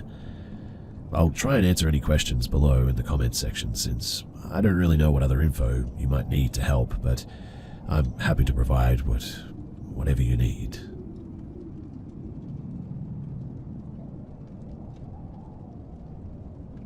This is an old story from when I used to live in the dorms during my time in college. This happened about 5 years ago, and this dorm has a full history of, well, people ending their lives and all sorts of tragic events. So much so that the dorm windows are only allowed to be open a little bit. So, I lived in a huge apartment in New York City with 3 big rooms. 3 in one, 3 in the second, and 2 in the third, my room. The rooms were really far apart, and there were 2 bathrooms too. One nice one, and the other bathroom with showers was a bit like a jail, to be honest. But that was my bathroom. So, I lived there with a girl that we called T. Every night, T and I would have long conversations until the early morning. She was a bit insane, and so was I at the time. I was 19 years old, and I was going through depression and mental issues. So, that already makes the whole story a bit dark, I know, but during the times we all lived there, here are some things that I personally encountered, and some that were confirmed by others as well. The first thing was that lights were turning on and off by themselves all the time. One night I left the shower and I was the only one awake. I turned off the light, and immediately as I walked out, I saw that the light came right back on. It gave me shivers, but I didn't suspect anything until the next few encounters. And so the second thing that would happen was the smell of sulfur appearing for like 2 minutes and disappearing just as fast as it came. T and I, we were in the bedroom with the door locked and shut, no windows open, only the air conditioner. I asked my roommate if she had farted, and she said no, did you? And as soon as we stopped talking about it, it left with no trace, but the smell was just terrible. Way too strong to be from a person, really. The third thing was hearing long melodic whistling while I shower. It was not a drain too, because I'd been living there for like 2 months and never heard a noise like that. It was melodic and even had a tune. I am a very spiritual person, so this didn't scare me that much, but I definitely felt uncomfortable, so I left the shower in the end. And the fourth thing were entire objects falling off of a bolted desk that they gave you in the dorms. So one evening, my roommate and I were out of the bedroom. T was in the kitchen and I was in the bathroom, and we both heard a loud bang. When we walked in, everything on our desks was on the floor. But we had those tiered desks where there's a base level and shelves above it. T's desk was against the wall of the outside of the building, and mine shared a wall with the other room. I asked the other girls if they were moving around, and they were literally just there, sort of studying and relaxing. And they said no, and also none of their stuff was moved. It wasn't just like a few things fell off too. I mean, every single thing was now on the floor, almost like something or someone just swiped everything off to one side. A normal bang would probably cause just a few items to fall off, right? But not everything. I got uncomfortable with these experiences, so I decided to place my solid gold crucifix charm with a depiction of Jesus in the room. I also started praying at night, and weirdly enough, nothing ever happened after that. But man, I feel bad for anyone who stays in that room in the future because it is genuinely terrifying.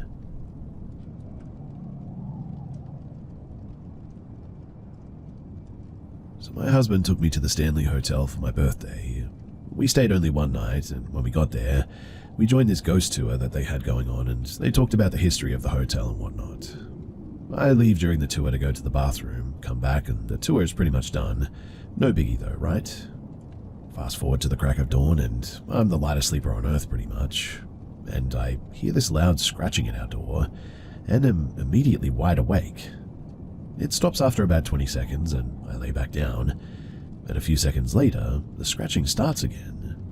I sit up in bed at this point and was weirded out because to get to our room you had to go through this corridor where our room was, and furthermore, you had to have a key pass to get through the first door, so it wasn't like you could just walk up to our door or anything, and there was nothing outside our door when we went to bed.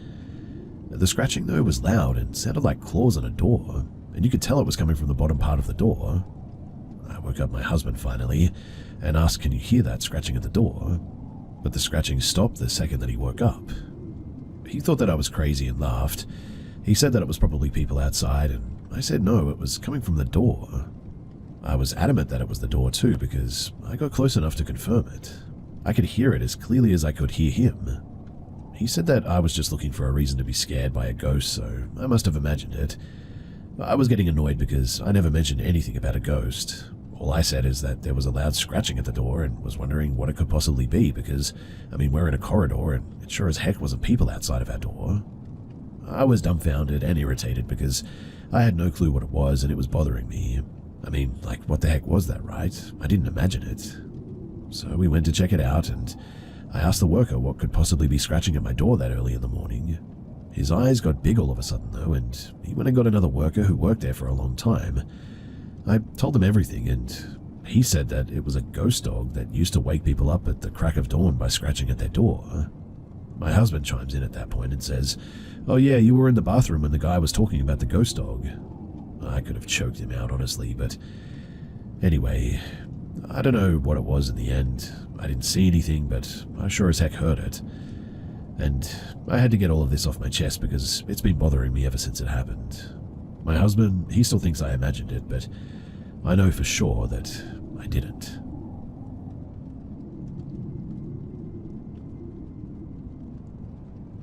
"50 years ago, when I was in high school and college, I taught CPR and first aid classes for the Red Cross in a building that was built in the mid-1800s. I don't know architecture, but I think it would have been called Victorian, I guess. Most of the time, the classes I taught, they were like 10 to 15 people and ended at around 10 at night. After class, I'd watch everybody leave, lock up, and then clean up. Classes were on the second floor, and I'd have to carry the CPR dummies down to the basement for the storage. Creaky stairs, bad lighting, and shelves with stacked up CPR dummies looking like corpses. Yeah, it was a bit creepy. In fact, that basement was just overall creepy as heck. Always felt like you were being watched down there. I'd hear footsteps following me up the stairs and constantly check over my shoulder. While I was in the basement, almost always, I'd hear footsteps upstairs as well. The first time or 2 times I rushed upstairs to see who I'd forgotten and locked inside, but there was never anyone there, just me in the building. The office staff in the building left at 5, so I almost never saw them, but I decided to get there early to see if the office ladies knew anything about the creepy basement and footsteps. They all laughed at me. They apparently all knew that it was haunted. They even had names for the ghosts. There was a little girl that they'd seen and hear singing. There were muffled and mumbled voices, footsteps, and the toilets flushed on their own. But none of them, and I mean not one of them, would ever go into the basement. Never the basement, they said. Apparently, the Red Cross, they had bought the building from a former funeral home, and the basement was where they did the embalming. I eventually got used to it, I suppose, but the first few times as a 17-year-old, that place absolutely terrified me.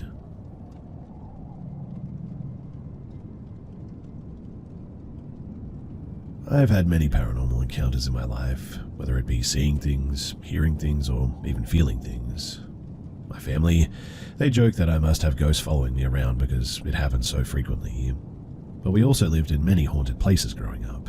Crying babies at night, things running around like crazy at 3 a.m, angry banging on the walls when nobody was home but me, and once, even a really tall shadow man that would sit by my bedroom doorway in a meditative pose. But you get the idea. Paranormal stuff gets on my nerves, in fact. So, when I recently moved into a new apartment with my boyfriend, and I was very happy that it felt empty, as in no one was there but us, I was pretty chuffed. But, unfortunately, that only lasted until last weekend. So, it was very late and we had just finished the deed. Yes, necessary backstory, sorry about that, but we were laying in bed. My boyfriend noticed the time, a little after 3 a.m, and jokingly asked if I could feel anything lurking around because it was the witching hour. I joked back that sorry, the ghosts only had a 10-minute window from 3 to 3:10 to do their haunting, and they'd missed their shot tonight. But, only a few seconds later, our partly open bedroom door slammed shut violently. My poor boyfriend, who also had very negative experiences with the paranormal, and is honestly more scared of these things than me, was very freaked out. So, to relieve some of the tension, I joked that there was nothing to worry about, since it was probably some cranky old man's ghost who was mad that we didn't do just 5 minutes of dry missionary and call it good, and that it probably took him 5 years of stored energy to slam the door like that anyway. But as soon as the words left my mouth, I felt something slam over me, like a shield of air but solid, and for a few seconds I couldn't breathe. That sobered me up quickly and got me properly scared. I very softly whispered to my boyfriend that whatever it was did not appreciate my sense of humor. For the next few minutes, the bedroom door kept opening and shutting in small jerky movements. Eventually I gathered my courage, got up, opened the door and apologized for being offensive. I then firmly added that we were trying to sleep now, shut the door and locked it. And we slept the rest of the night unharassed. Honestly, I think the funniest part was my boyfriend asking to move to the side that I usually sleep on by the wall, so I would be closer to the door, which was absolutely fine by me.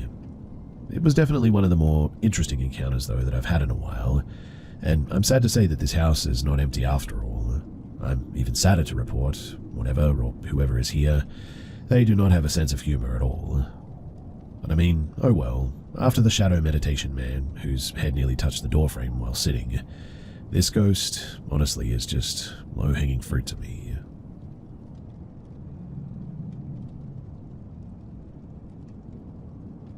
To preface this, I just want to say that me and my wife are both of sound body and mind. We're both military retirees living aboard Camp Pendleton. So last night, my wife was in the garage around midnight painting her toenails. I was upstairs watching X-Men 97. Both of our dogs were with her in the garage. She had her headphones on, but heard the dogs growling and hair standing up on their backs. The garage door was all the way up, and she looks up to see what they were growling at. It's super dark on base at night, and off in a distance, maybe 100 or so feet, she says that she sees two bright white circle lights, kind of stacked up atop of one another, one smaller, one a little bit bigger. She says that when she looked up, the lights were initially by a tree, and then floated to the center of the field, and seemingly began coming towards our house. She says that she hurriedly grabbed the dogs and let the garage door down. She's an East Texas, rough and rugged sort of gal, and not easily scared by much. She said that it wasn't a person and that it was just two balls of light floating there. She's not into UFOs or aliens in a big way. She does believe that they exist, though. She's just not into researching and seeking info out on them. And honestly, I'm pretty mad because she didn't tell me anything till the morning. She was like, dude, I forgot to tell you, last night this happened. I was low-key sort of heated because I research this stuff a lot and I enjoy it. But what do you guys think she actually saw? Was it just balls of lightning that we hear about all the time as one possible answer for this? Or was there something more to it?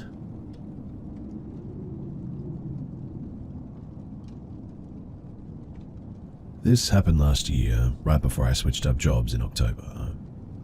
So I used to work really early in the morning. In fact, I would be at a transit bus at 4:30, get to my intersection, and hopefully catch a connecting bus. I didn't like walking in this neighborhood for two reasons as well. One, I was almost hit by a drunk driver one time while walking to work, and two, I have a lot of body pain that made walking distances a little bit difficult. My bus, though, was running late, so sadly I did miss my connection and was forced to walk that day. So I began my 15-minute walk to my job in the dark of the morning. Now, this neighborhood is a bit strange. One of those where you simply cross a street and you're in the other good or bad side of the neighborhood, if you catch my drift. And I was in what was the newer or good side of this area. To add into this too, the area is barely lit with hardly any streetlights, so it was an anxiety-inducing walk, that much is for sure. But as I'm walking, I see headlights down one of the darkened streets.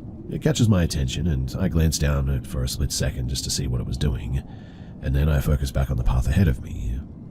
Suddenly, though, the car is peeling out of that street and does a sharp turn to pull up right next to me. In the car were 3 or 4 guys. I want to say that they were early to mid-20s, but it was hard to tell, but I immediately went on high alert. When they got up beside me, they started screaming at me about how they were going to kill me and a bunch of other stuff before they eventually made a U-turn on the road and peeled off into the opposite direction. My heart was absolutely racing and I was shaking. It was the second time something bad had happened in that neighborhood that put me off that I couldn't wait to get a new job away from this area. While their threats were empty and probably just a bunch of dudes being idiots, it didn't take away the fact that for a split second, I was genuinely afraid that they were going to mow me down with their car or jump out and beat the ever-living, well, you get it. And it only added fuel to the growing PTSD fire of almost getting rammed by a drunk driver one time. Luckily, I did get a new job within a month of the incident, but I am still very nervous around traffic. And every time a car speeds by me while I'm walking on the sidewalk, I feel my heart racing because I think of that time, and also the drunk driver.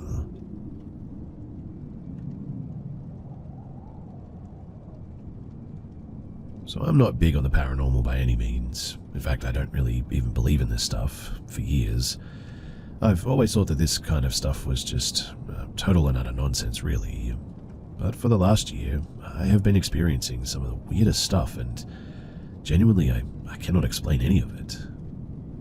I live in a relatively small house, 1,100 square feet, 2 bedrooms, only an attic, no upstairs, attached garage, and the house we lived in was built in the 50s. My family have lived in this house for about 5 years now. We love this house too, and for the first 4 years, we had none of these issues. This all started in about August of last year. I'm going to give you a bit of a list of events here that I now suspect are all related. So the first event was while I was backing into my driveway one day, while switching cars so my wife could leave for work, I saw what looked like a shadowy man on the backup camera enter my house. My heart raced, but I flew into my house, grabbed the bat, and checked every room top to bottom because I was certain I saw someone break in. And in the end, I found nobody. The second event was in September. We started hearing weird sounds, like knocking in the walls. I thought maybe we had mice, but no. The knocking never lasted long. It always was just 3 knocks. Sometimes we would hear it on the doors and on the windows, but that was it. The third event was in November, and I started hearing the sounds of like our old switches in the other rooms flipping on and off. It would only happen like one time, but it's always on and immediately off. This would mainly be in the kitchen. Sometimes I heard it in the bathroom though, but might I add that I never see the lights go on, but I clearly hear the switches going on and off. The fourth event, and this is when it got really weird, this happened in December one night at exactly 10:30 p.m. while listening to YouTube in the garage and working on my motorcycle. I heard something like slide and fall in the living room. Everybody in my house was asleep, so I head to the living room to see where it was. Now, in order to get into the living room from the garage, you have to go through the kitchen, and when I got to the microwave stand, I heard clear as day my voice calling my son's name. It only did it once, but I flew into the living room with my fist cocked, but saw nothing. But when I looked around the living room, one of the pictures above my couch, it had fallen down, and it was the one of my son. Now, the fifth event, we hear stomping between our rooms and my son's room. It sounds like it's pacing between our rooms, and it is a short hallway, maybe like 18 feet. It never lasts long, but it's weird. The sixth event, random toys are making noise now. We're still hearing the footsteps too, but they're not stamps or stomps anymore. More like sprinting, in fact. Like something is sprinting back and forth in the hallway, and always just the hallways. weirdly, all of this stopped in February, until today when we started hearing weird knocks again, and now both me and my wife have the weird feeling that we're being watched. In fact, my arm hair has been standing up on its own for no reason. It's really weird to me, and I don't know what to do. And that's it. Nothing too crazy, I guess, but it's just all really weird stuff that I really cannot explain. Again, I don't know what this is or how to explain it, but if you guys have any ideas of how to make any of this stop, then I am genuinely all ears.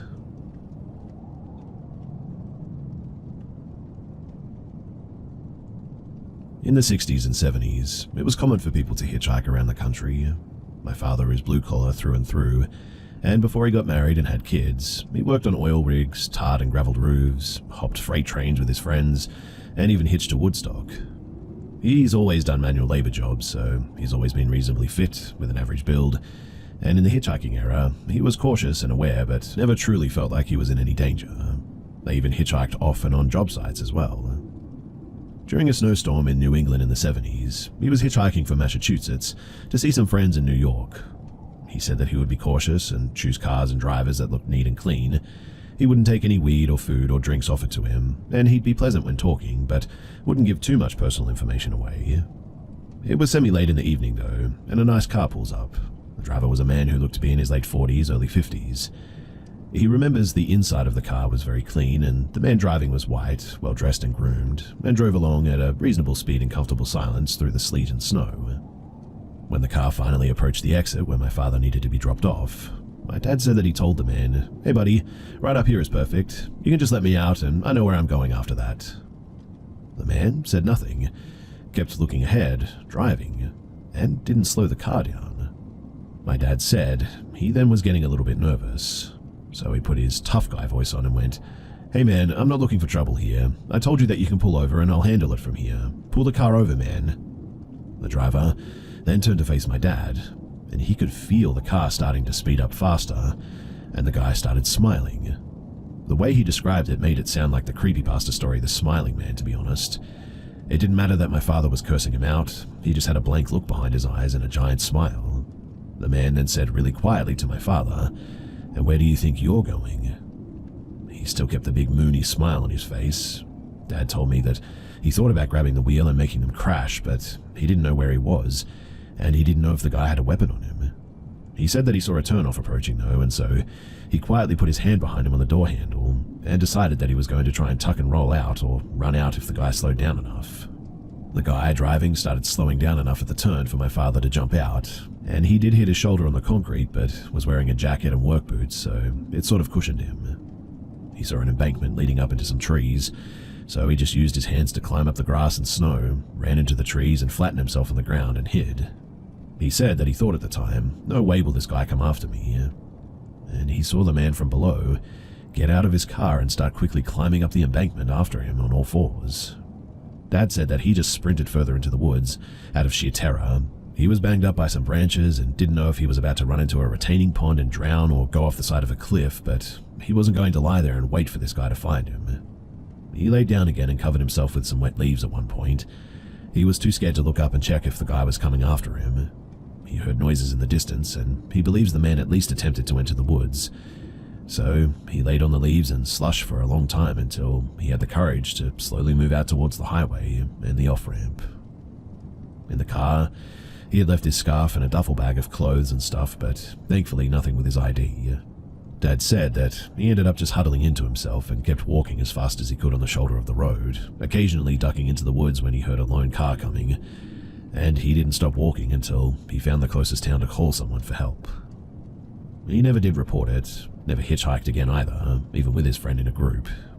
He says that even after all these years, he can still picture the guy's face, exactly what he looked like, what he was wearing, and even what the car looked like. I once offered would he like to look at some true crime things to see if he can match the face in case there were actual active serial killers in the area, but he doesn't like to go there and didn't want to do it. He tries to scoff it off and joke about it a lot, but I know that this has stayed with him his whole life because it has honestly really scared him.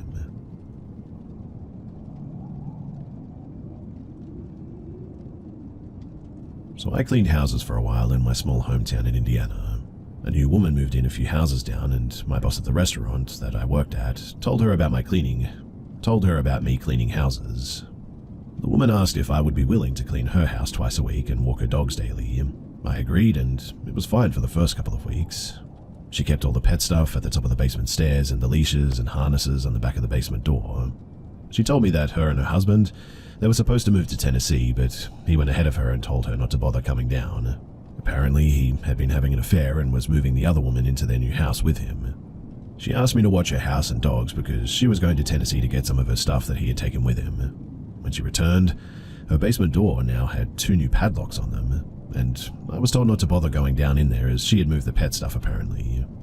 She left for work and I went about cleaning. There were weird dragging and banging sounds from the basement the entire time that I was there though.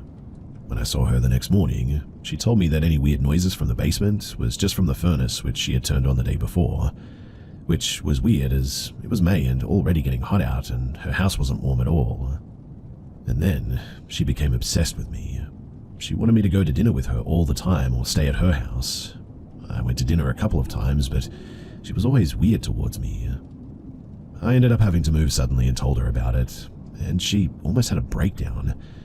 She tried to get me to move in with her, in fact, and her reaction just freaked me out. Almost 2 weeks later, she came to the restaurant that I worked at and asked for boxes. She told me that she didn't need my help anymore and that she was moving away. She was acting odd though and like she was in a hurry to leave, and 2 days later, she was gone. Honestly, I think she brought her husband and his girlfriend back from Tennessee and killed them. I moved away about a month later, and I never heard much else about her.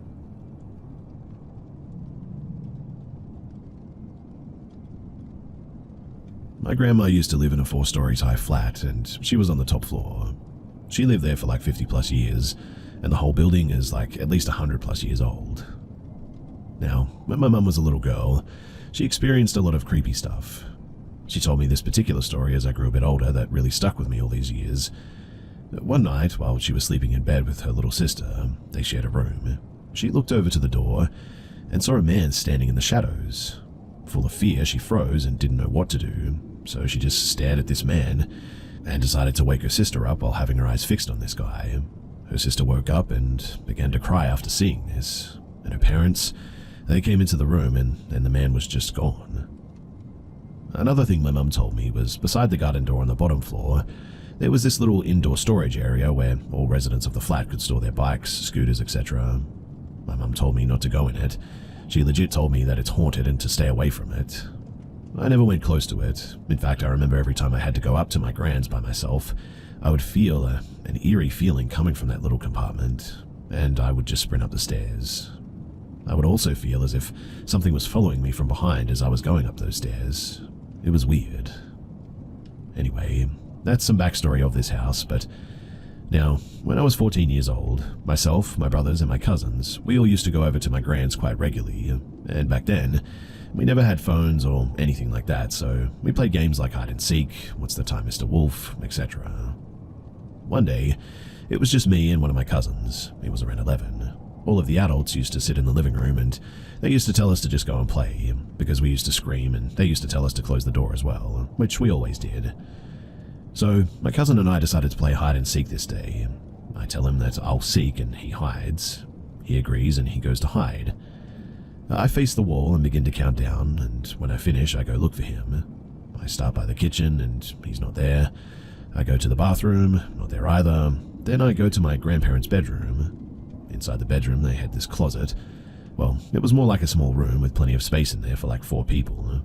But this is where they stored a bunch of blankets and old sort of traditional furniture.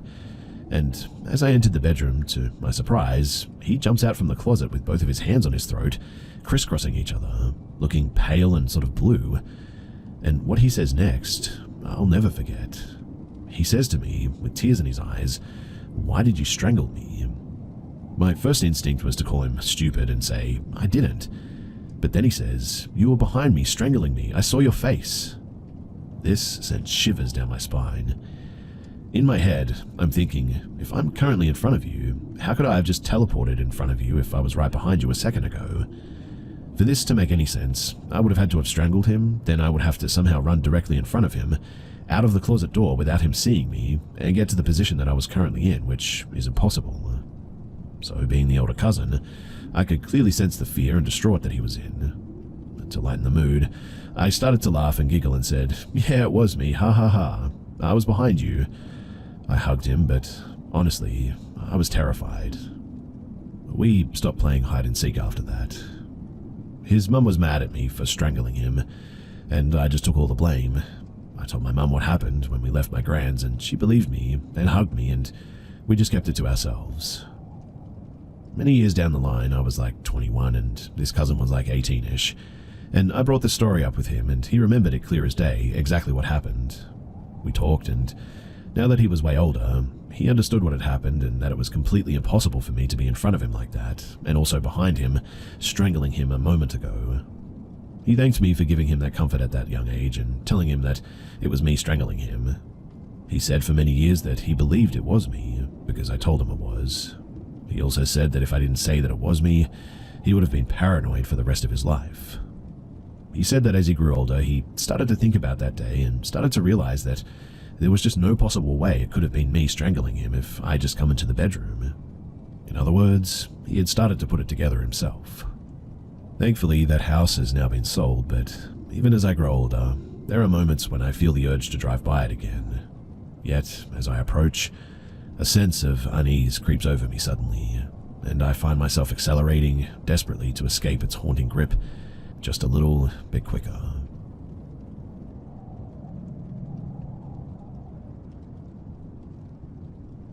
Two years ago, I met a guy on Tinder. Good feeling from the start, so we quickly decided to see each other. He asked me to come and sleep at his place, which I accepted because we had mutual friends. I told myself that he was definitely someone that I can trust. I arrive at his house at 9 p.m. and I immediately see that he's not as I imagined. He looked dirty, his apartment looked like a squatter's house, and there was a smell of stale tobacco in every room. I also see a stack of books on autism when I come into his home, and so I ask about it. I learned at this moment that he is autistic with Asperger's and that he has difficulty differentiating right from wrong. He also tells me that he knows how to analyze nonverbal language really well, and that he knows what a person is thinking just by their attitude. I don't know anything about neurodivergence, but I directly wondered what his inability to recognize right from wrong meant. Anyway, he offers me a glass of alcohol, which I accept, and as I follow him into the kitchen, I see a weapon placed on the counter. I'm a little panicked when I see this, and seeing my look, he explains to me that it's not charged and that it really belongs to his father.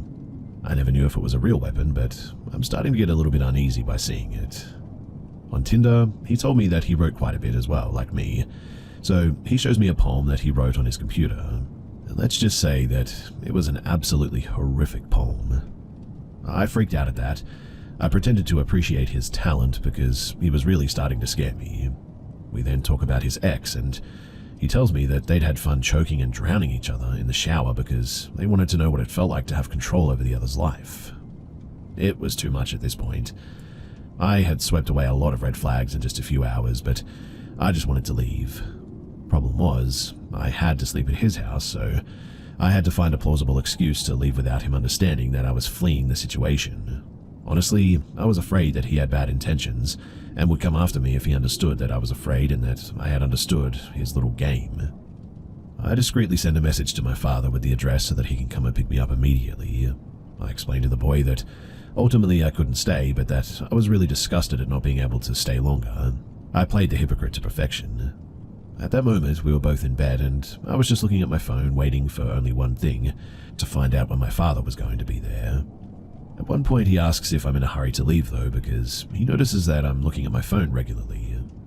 I was scared because I remember him saying that he knew what a person was thinking just by his attitude. I told myself that he was going to take action if I didn't hide my fear, so I managed to make him believe, at least I had that impression, that everything was fine and that I was in absolutely no hurry to leave. He offers me a massage, which I try to refuse, but not wanting him to understand my discomfort, especially since I was soon out of trouble, I accepted. I eventually find myself in my underwear, him on top, and it was horrible.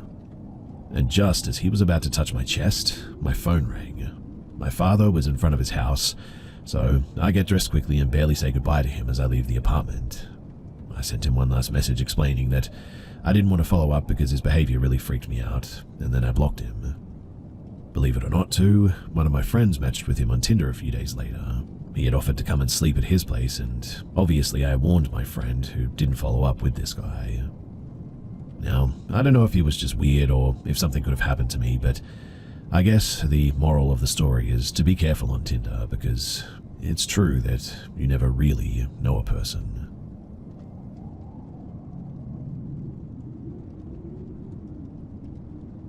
I want to start by saying that I've had paranormal experiences almost my whole life, and I've been spooked, but I've never really been scared.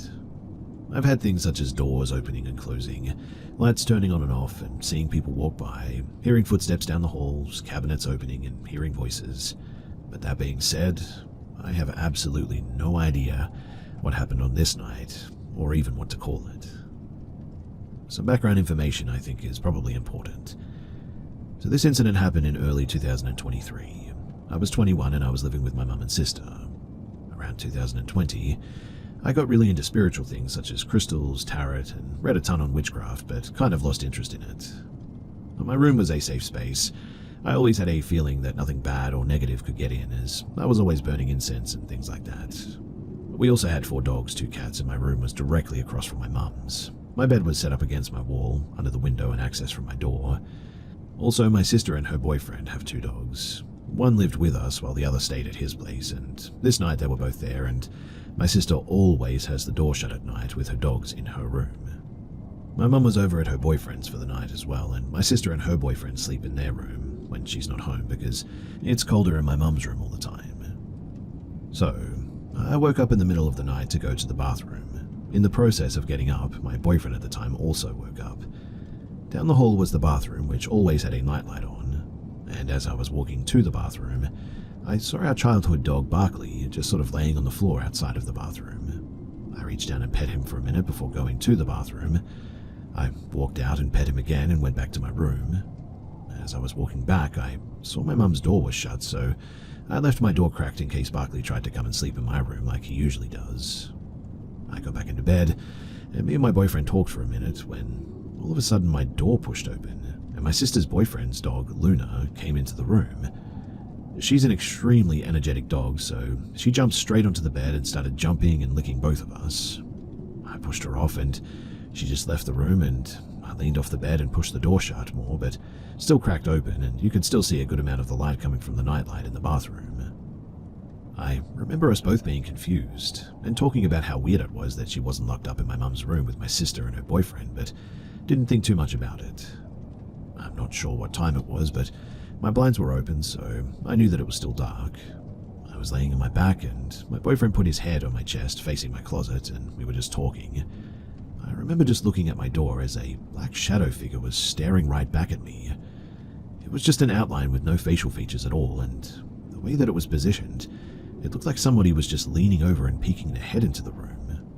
And as I'm staring at this figure, I'm telling myself that it could be the cats on the bathroom counter, just casting a weird shadow, and I was waiting for my boyfriend to turn his head to the door, and then ask him what he thought it was, since it so clearly looked like a person. I was probably staring at this thing for a solid minute when I felt my boyfriend turn his head to face the door, and as soon as he turned his head, the figure backed out of view. I gasped and shoved him off of me, shot straight up with my back against the wall, and I couldn't talk. I was absolutely horrified. I was hyperventilating, so I couldn't even talk, to be honest, but he started freaking out, asking me what's going on and what's wrong, and I finally was able to say that someone is in the hall, and after a few minutes, he went through the house and he confirmed that no one was there. I was freaked out, but what was even scarier was that I had him go into the hall and recreate it. He was 6'4", so he's not short by any means, but he barely reached where this figure was. This thing would have been at least 7 feet tall to lean into the doorway like that and still be near to the top of it. I calmed down a bit when I heard my sister's boyfriend's alarm go off in my mum's room, so I knew that it was around 6 a.m. I then shouted his name for him and my sister to come into my room. My door was now wide open, so When my mum's bedroom door opened, we were both confused to see Luna run into the room and jump on us for a second time. We were both just looking like, what the heck is going on? They both came into the room, and as soon as I started telling them what had happened from the beginning, my sister stopped me and said, "What are you talking about? Luna and Barkley have been in the room with us the whole time." I was so freaked out, asking everyone if I was sleeping and pinching myself, but I was awake. In the end, I ended up falling asleep when the sun came up, and I asked my boyfriend if he remembered what happened, and he said yes, so I know that I wasn't dreaming. I still have no idea what happened that night too. I don't know if it was a bunch of paranormal stuff or if it was something else, but it was weird. I moved out of my mum's in September of 2023 and gave away most of the spiritual stuff to a girl who comes into my work. I now live with my childhood best friend and her boyfriend, about 30 minutes away from my mum's, and have seen shadows 2 other times. We have weird stuff happen still, but we just say that it's her dad or grandpa since both their ashes are in the house, and that's just what we say. I was with a guy that I was talking to though, and we got into an argument, and he was hugging me in the dark on my bed once, and I could see shadows bouncing around my room behind him. It could have just been my eyes, I admit, but again, I pushed him off of me and I couldn't talk, and just had an awful feeling suddenly come over me. I saged our house the next day, and I have only ever had one other experience since then. What happened was, there was a tall shadow standing outside of my doorway a few months ago, but I'm just telling myself that it was my friend's dad watching over the house. Truthfully though, I don't know what I saw of any of these times, but I sure would love to hear other people's opinions on what this is, and if I can do anything about it.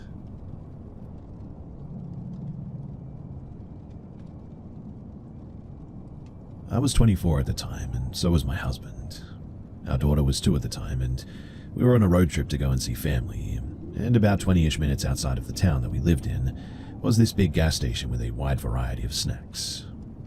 Whenever we go on a trip, we would always stop there for gas, drinks, and snacks. It was the middle of the day in the middle of summer, and so we pull in and hubby finds a pump to fill up. We'd all gone to the bathroom before leaving the house, so I left our daughter in the car while he filled up and went inside to fill our water bottles and grab some snacks. Like I said, this gas station was fairly large for the area, but not like huge or anything. The bathrooms and the water fountain, with like the water bottle filler thing, were down a fairly secluded hallway. There was only one cashier and the line was kind of long, so I decided to buy the snacks first and then go into the hallway to fill the water bottles on the way out, in case the line got any longer. Meanwhile, my husband had finished pumping gas and pulled into a parking spot in front of the building to wait for me. But all of the windows were covered with posters and stuff, so I really didn't notice this. Anyway, while I was in line, holding our snacks and water bottles in my arms, a couple of guys immediately get in line behind me. They were tall. I'm like 5'10", which is tall for a woman, I suppose, but I'd estimate that they were 6 foot at least. They wore very nondescript clothes, khaki shorts and black-grey t-shirts. I didn't hear them speak any English, and I cannot 100% confirm what language they spoke, but it sounded Middle Eastern. I should add too that they were Caucasian. Not that their skin tone or mine matter at all, but I decided to add this since I'm sure that I might be accused of being racist or whatever. Anyway, not super unusual for the area because there was a big college town nearby. Now, especially after having my daughter, I don't like anyone being directly behind me, even family, so I turned to these guys, and they were in my peripheral vision, and looked at a display of kids' toys while I waited. I do this move a lot when I'm waiting in line, and basically every time, nobody notices or cares that I turn, so I see people or whatever, and they certainly don't move around while waiting in line nearly as much as these guys did.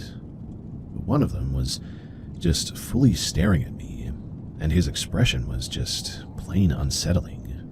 But he hadn't done anything, so I just sort of smiled, gave a half nod and looked away while still keeping them in the field of view. They were whispering among themselves, even though nobody could understand their language, and it wasn't exactly quiet in there either, but I just had this gut feeling that they were talking about me because they both kept openly staring at me, and nobody else, even though it was fairly busy. Then they started moving so that they were directly behind me, and for 4 minutes straight, I looked at my phone every time that I moved because I was uncomfortable with them directly behind me, they'd move to be directly behind me again as well. Every time that they would look at something on display, but it just seemed really forced, like they weren't actually interested in the unicorn toys that they were looking at, and were just sort of looking at them to get behind me. About every 15 seconds for 4 minutes while we were in this line, it kept happening over and over. They'd even go back and look at something that they'd already looked at. They went back to the same unicorn toy at least 4 times. I felt like I was crazy, because maybe one of them has a daughter or a niece who would like it or whatever, but every time I looked close enough, they were always staring at me, watching me. I was seriously freaked out, but I kept telling myself that they weren't after me or anything. But just to be safe, I decided not to go and fill the water bottles, and to just go straight back to the car, and it just wasn't worth the risk. I was still 3 people away from the front of the line at this point. There was some sort of an issue with a membership card that held the line up or something, and more people had lined up behind the men. One was a middle-aged woman and her teenager, 13 to 14-ish. The woman saw my discomfort, and saw how they kept getting behind me over and over. So she sent her teenager to see if the self-checkouts were open. At this gas station, it was like a 50-50 chance that they were. What I mean is that they went down a lot. Meanwhile, those men were getting closer and closer. I'd already gotten as close to the person in front of me as socially allowed, but they were now breathing down my neck, and even brushing up against me while they looked at the displays of candy and unicorn toys. I was contemplating leaving the snacks on the counter and just walking out, when the teenager came back and must have whispered to the woman that the self-checkout was open. Then the woman walked up to me, took me by my arm and led me to the self-checkout. We watched each other's backs while we checked out. I looked up and saw them still staring at me, and this time they looked really angry. They were about to come and talk to me, it seemed, when she grabbed my bag and receipt for me and walked me out to my car. Somehow she was just so smooth with everything. I don't even think her teenager noticed what was going on. Once we were outside, I saw my car right there with hubby and my kid inside. I gave her a hug and thanked her for her help getting me out of there, and then we parted ways. I told my hubby about everything, trying not to get too emotional about it, just stating facts about what they did and how they behaved. He seemed equally freaked out by my description of the events, though, and wished that he had the chance to probably thank that woman. I filled out our water bottles at the next gas station, and we moved out of that area, probably about 6 months later. So, really, that woman is my hero, and I am very thankful that she was there that day. I really don't think that I can fully describe how deeply uncomfortable that situation was. I was genuinely scared that they'd follow me to my car or something, and if they had, I really don't know what I would have done.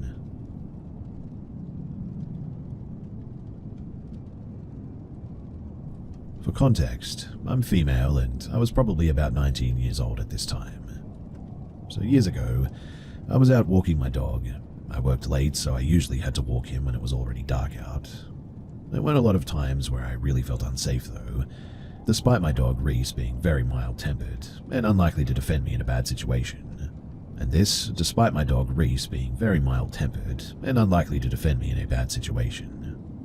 This was a middle-class suburban Texas neighborhood, and I'd been walking my dogs there basically all my life. Now, I remember that it had rained recently, and the yard lights that most everyone had on were reflecting off of the puddles, giving everything a kind of dreamy feel. I don't know if anyone will know what I'm talking about when I say this, but yard lights sometimes make it harder to see at night, especially with them reflecting off of the puddles like that. Like, you can see into the areas that are lit, but the light kind of messes with your eyes, leaving black shadows if you're trying to look beyond the light where you really can't see a thing. Anyway, despite being in a well-populated area, most people were asleep at this stage, or at least quietly in their houses by that time, so it could be quite solitary out here. I mean, you'd occasionally pass another quiet dog walker, but certainly not every night, and if so, only one. And while Reese didn't care who he passed, my previous dog was very reactive to other dogs, and sometimes even people on his walks, and would create a lot of embarrassing barking. Despite him having passed away at this point, I was still trained to watch for anyone that we might encounter, and make a quick turn down a cul-de-sac or something just to keep the peace. So I'm walking along, looking up at the stars and thinking about random things, when suddenly I think that I see a shadowy movement way up the road, It's a little far off to truly tell, but regardless, there's nowhere to turn anyway, so I just keep walking, and Reese continues on with his inception of mailbox smells. Oh, I suppose I should mention too that this is a two-way, a single lane for traffic going either direction, a road with no sidewalks, and we haven't passed a single car for the entire night. Now, by this point, I can tell that it's an adult human with no dog walking towards me. With how dark it is, normally I wouldn't be able to tell if they were walking towards or away from me, but they have a giveaway and they're wearing glasses and I can see the light reflecting off of them. With still nowhere to turn off, and I don't particularly want to just turn around and just have this person just forever be behind me the rest of the walk, I decided in the end to just pass them and get it over with. It's still not great in terms of visibility, but I'm now thinking that this person is a tall man.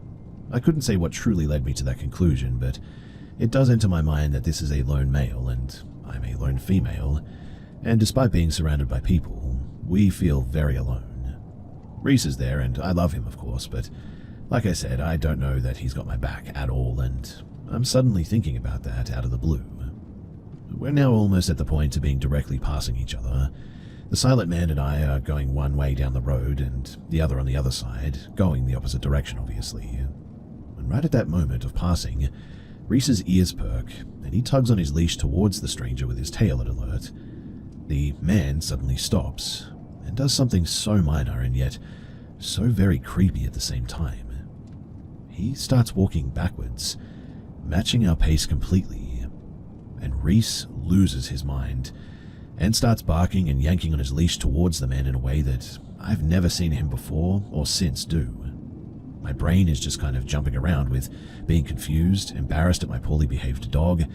I'm struggling to control him, and weirdly, I'm also scared, I think. Like, my hair is standing on end for reasons that I really just cannot explain. Like, instinct is screaming that this isn't okay, while I stare at the shadowy figure walking silently backwards, at an alarmingly fast pace as well. Head turned slightly towards me, glasses reflecting yard lights. Suddenly, we reach a break in the road that turns to a better lit area with more traffic, and I immediately drag Reese down it. After walking several feet, I glance over my shoulder at the creep, and I saw nothing.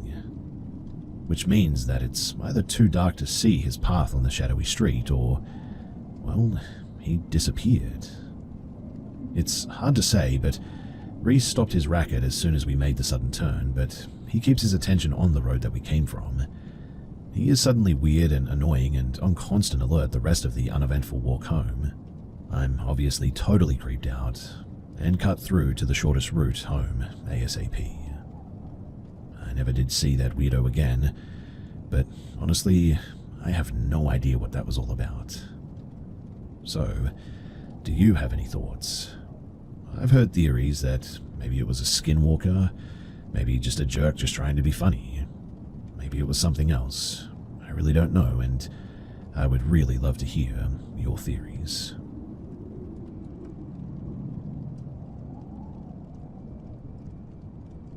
I'm a pretty scientific person. I love everything psychology and science, things grounded in reality. I also believe in the paranormal, but I'm pretty skeptical unless I'm given good reason to believe otherwise. So, this particular incident was, well, strange, and I still cannot really explain it to this day. I've had a lot of experiences through my life, but this one really stands out even now. I apologize if things are a little bit vague at times. I have issues with my memory recall, but I'll do my best to explain and describe what I can remember.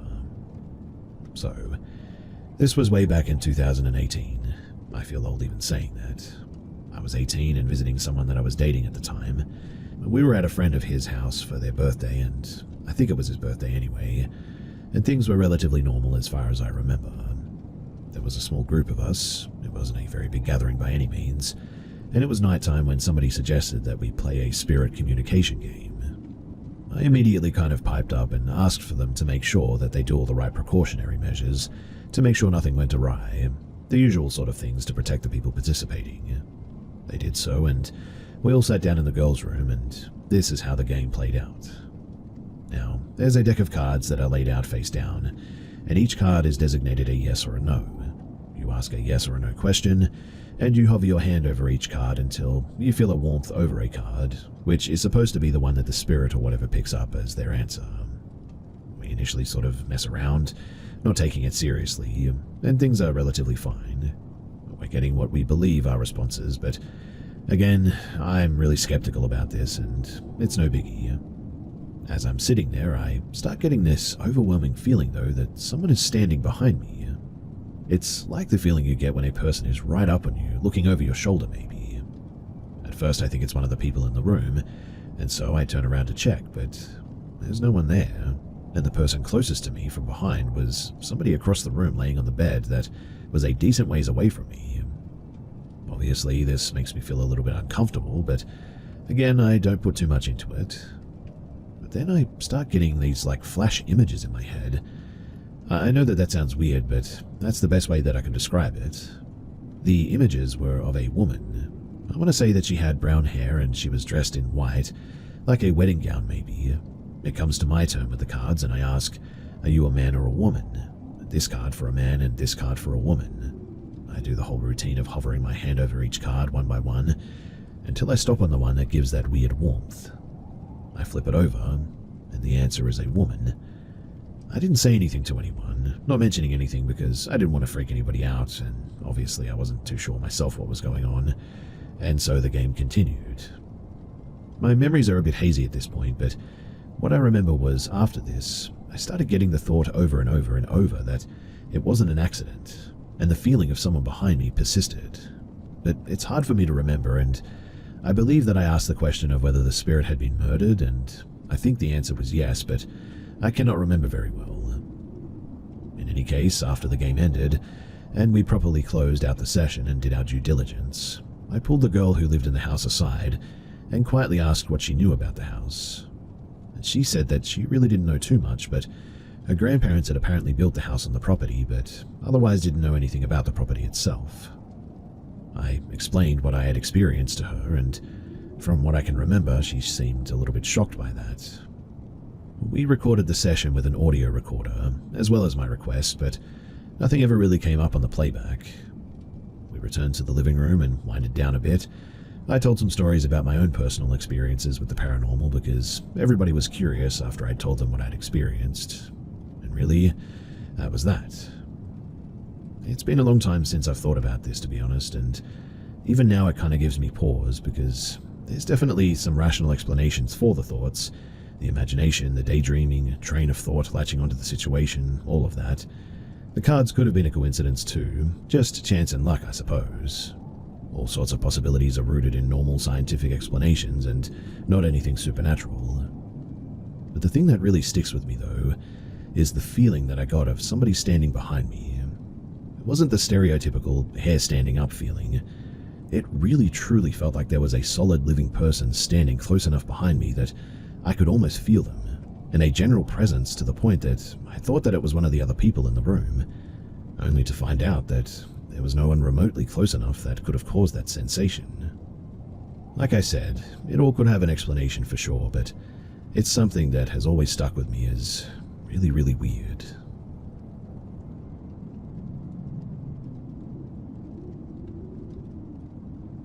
So my mother was in a bad situation when I was 4 years old, and I lived with my grandma from the time that I was 4 to 8.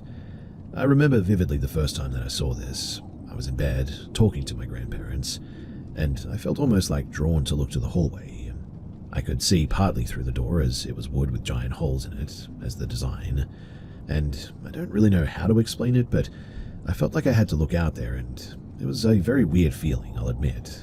But I looked out, and as absurd as it sounds, I saw a blue ring open up that looked like a portal, and a tall, completely black, pitch black figure stepped out. No eyes, no features, just a human if it was pitch black. It's the darkest color that I'd ever seen as well. It walked out of my eyesight. I instantly told my grandparents and was on the verge of a breakdown. However, despite my grandma being extremely into the paranormal, she just didn't believe me. I had encounters so many times. However, I can only remember 4 as I was very young, and to be honest, my whole childhood is a bit of a fever dream due to mental stuff, and no, I'm not a schizo or anything, and imagining all this. They were real and they had to be real, but that's just one of the encounters. And then there was the next one. I don't recall what order that I saw them in, but this one was a white one. I was right next to it. I was walking into the bedroom and didn't see it at first, but when I did, it was super bright, like blinding, but at the same time it sort of looked dim. I don't know the right terminology to use for its appearance, but it was the same as the black ones in terms of its height and features. It was tall and it had no features. I felt very protected when I saw this one though, almost like it was trying to warn me of something. I was close enough that I could have touched it, but being a kid, despite the feeling of being protected by it, I just ran out of the bedroom. I went and got my grandparents, but again, they didn't believe me. Now, the next time I can remember, it was in the middle of the night, maybe around 2 or 3 in the morning, and I got up to use the restroom, walking into the bathroom, and it was just sitting there on the toilet with the seat down, and it looked at me. It didn't have eyes, but I could tell that it was looking at me because it moved its head in a sort of way to acknowledge me. I instantly ran out, told my grandparents, and at this point, almost every other day I told them about it. They still didn't believe me, but I had a dream that night which I can remember as good as these encounters. My grandpa went to open the bathroom and it was connected to the kitchen, and so was the bedroom, and the shadow person lunged at him and stabbed him in the neck, but there was no blood, and the thing had no knife or anything. It was holding something, but I couldn't see it, and it was a terrifying dream, and probably one of the worst ones that I'd ever had. After which, I told them that I would never be going to the bathroom again at night. Anyway, a week or two, or some point after the dream and the encounter in the bathroom, I woke up one night and had to use the restroom, and pleaded for them to come with me. However, since you could literally see the bathroom from the bedroom door, they just sat up and told me that I'd be fine. I walked out and slowly opened the bathroom door. As I got a glimpse into the bathroom, there was one standing there, like it was waiting for me. I literally get chills talking about this because, as absurd as it sounds, it knew that I was coming. It was waiting for me, I'm sure of it. I ran back to the bedroom and stayed up the entire night next to my grandparents under a blanket. I cannot vividly remember any more encounters after this, but there were definitely some more. It was happening at least weekly at this stage, and my grandma recently passed, and when I moved out, when I was like 8, around the time that I was 12, she actually told me that she was sorry for never believing me, and that apparently she had seen one as well. She told me that she was laying on the couch, and we had a porch, but it was like it had walls, and I don't know the name for that sort of a room, but you walked into the house and there was that room, and then actually into the house and it was the living room. But through the door from that room to the living room, she said that she saw one staring at her through the window. She obviously got up and looked, and when she did, it wasn't there. Ever since then, she's always believed me as well, anytime that I saw one. But that's another weird thing, I guess. I never saw them again after I moved out, when I was out of there. Maybe like one in the corner of my eye, perhaps, but I chalked that up to my imagination. It was never a vivid sighting of them in the same room as me like it was before. In fact, I still haven't seen anything, and I'm much older than that now. My mother told me about a week ago, though, which is why I'm sharing this now, that my grandpa had actually seen one a long time ago as well, and never really told anyone, and was just telling her for the first time. But he refused to go into any sort of detail at all, and also gets mad if you ask about the details, which is odd to me, being that I've seen these before, and he knows that. But that's my experience with these things, and every time that I saw them besides the white one, I felt pure terror, unlike any kind of scared feeling that I've ever felt before. Also, as a bit of a side note, my family has a bit of a history of weird things happening to them. My great-grandma had a dream where she was attacked by something, and woke up with marks all over her arm. In her house, everyone in the family says that there was a ghost in the basement. They always smelled cigars and weed coming from down there, but she never smoked, and my mom, grandpa, great-grandma, and my grandma all said all the time that there was something down there. My mother had things being moved out of place in her old houses, like paintings and things in a closet that belonged to my father, passed away when I was 3 months old, that she allegedly never touched. So I guess at least I know that I'm either not the only one that's crazy in the family, or I'm not the only one that's seeing things. If you've had any experiences similar to the portal as well that I described earlier, then please do let me know. I've never heard of a story about the shadow people with that involved, which is a bit odd, I know. Anyway, I just wanted to share my experiences, and I know I'm a bit late with this, but Happy New Year's, and I hope you guys have a great year.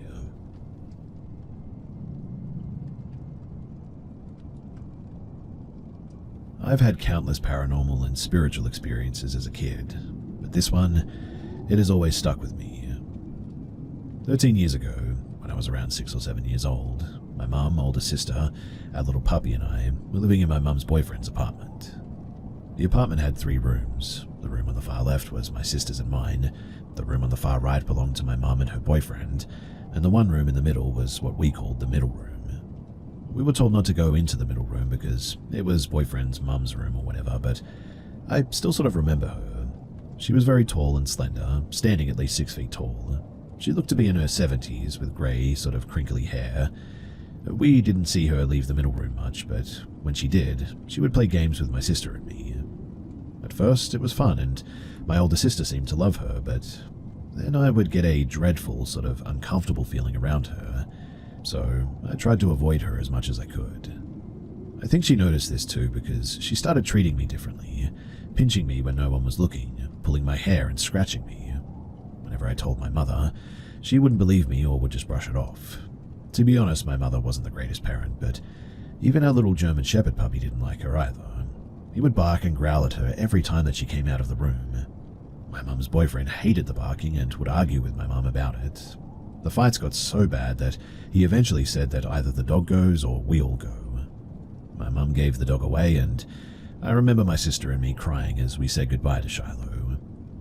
One day we didn't see the old lady at all again though, and I asked my sister where she was, and she just shrugged and said maybe she doesn't feel like playing today, then went back to playing leapfrog. I was happy not to see her that day. That night everyone went to bed as usual, but I woke up in the middle of the night because I needed to use the bathroom. The bathroom was right in front of the middle room, so I couldn't avoid passing by it. As I walked to the bathroom, I noticed the door to the middle room was slightly ajar, with light spilling out into the hallway.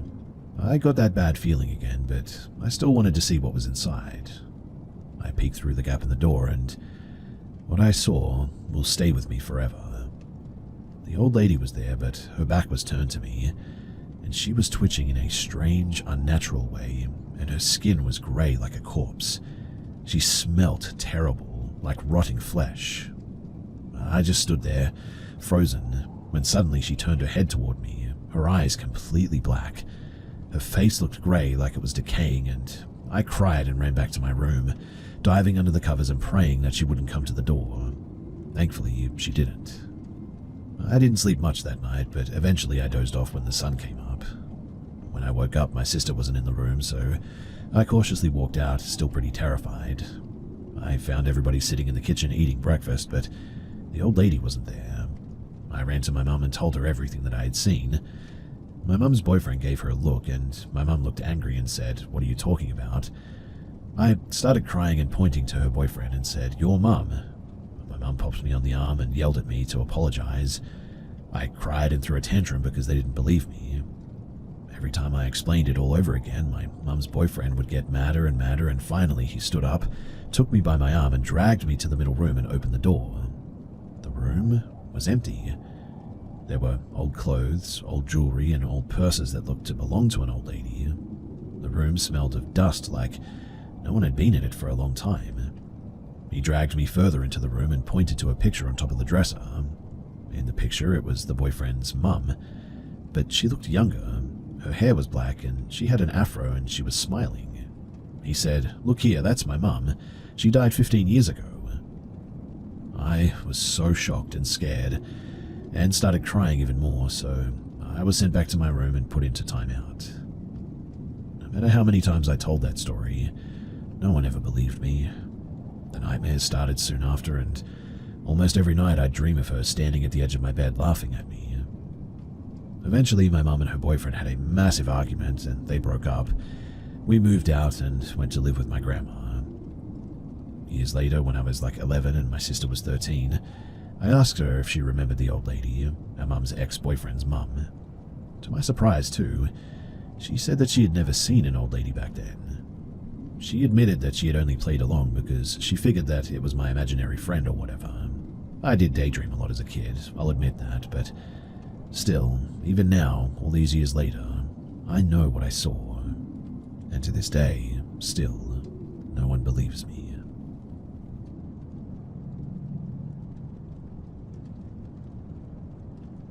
So I work at a gas station, or a grocery store, I guess you could say. It's the same company, but just different buildings, in a town in West Texas. I've been with the company for quite some time now, but I've been working in the gas station for a little over a year. When I first started, everything was fine. I rarely closed. We closed at 11, which was nice, but to get more hours, I decided to start closing as well. My first closing shift, my manager put me to work in the cooler.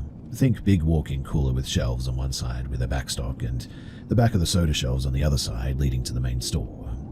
At this stage, I had heard many ghost stories from previous employees and my current co-workers that closed regularly, but I was sure that they were just tired or letting their minds wander because this job isn't that exciting, besides the occasional crackhead or Karen or whatever. But while I was in the cooler, I had an AirPod in and was listening to music one time.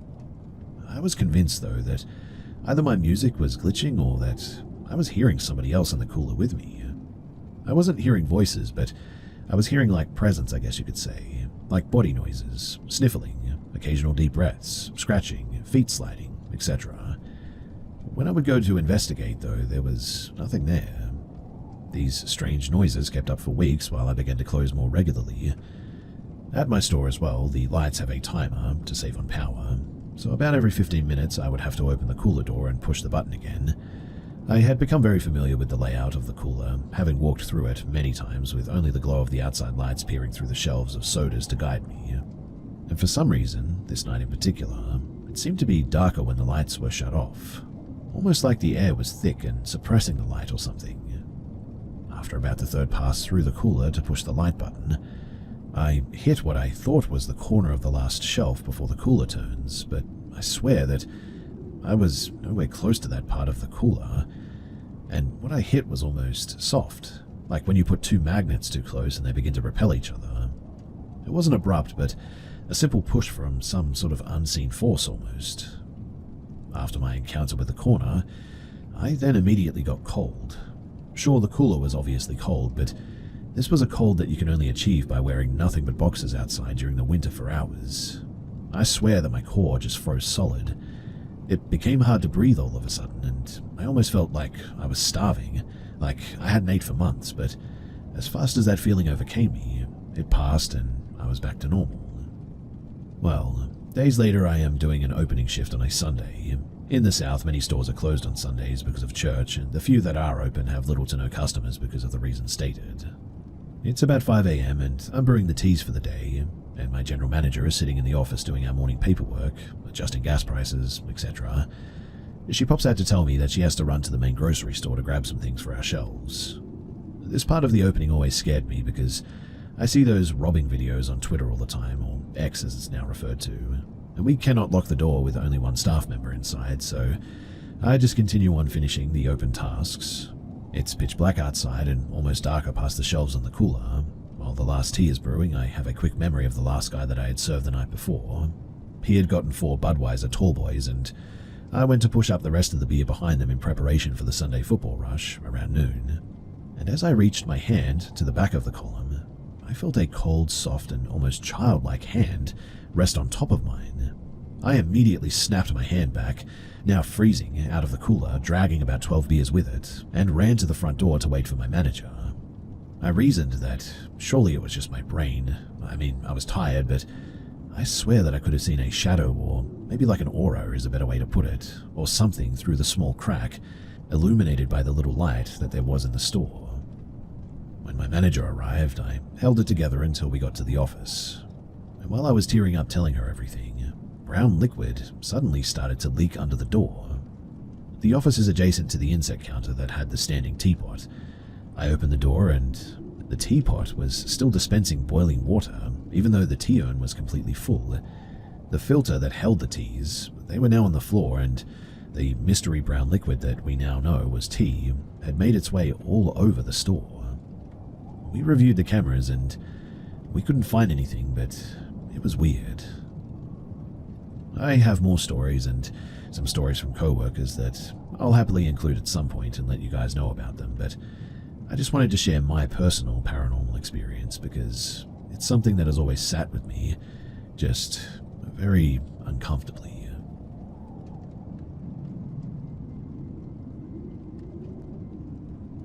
So I went hiking on a trail that is well known for seeing other hikers or mountain bikers, and it's not uncommon.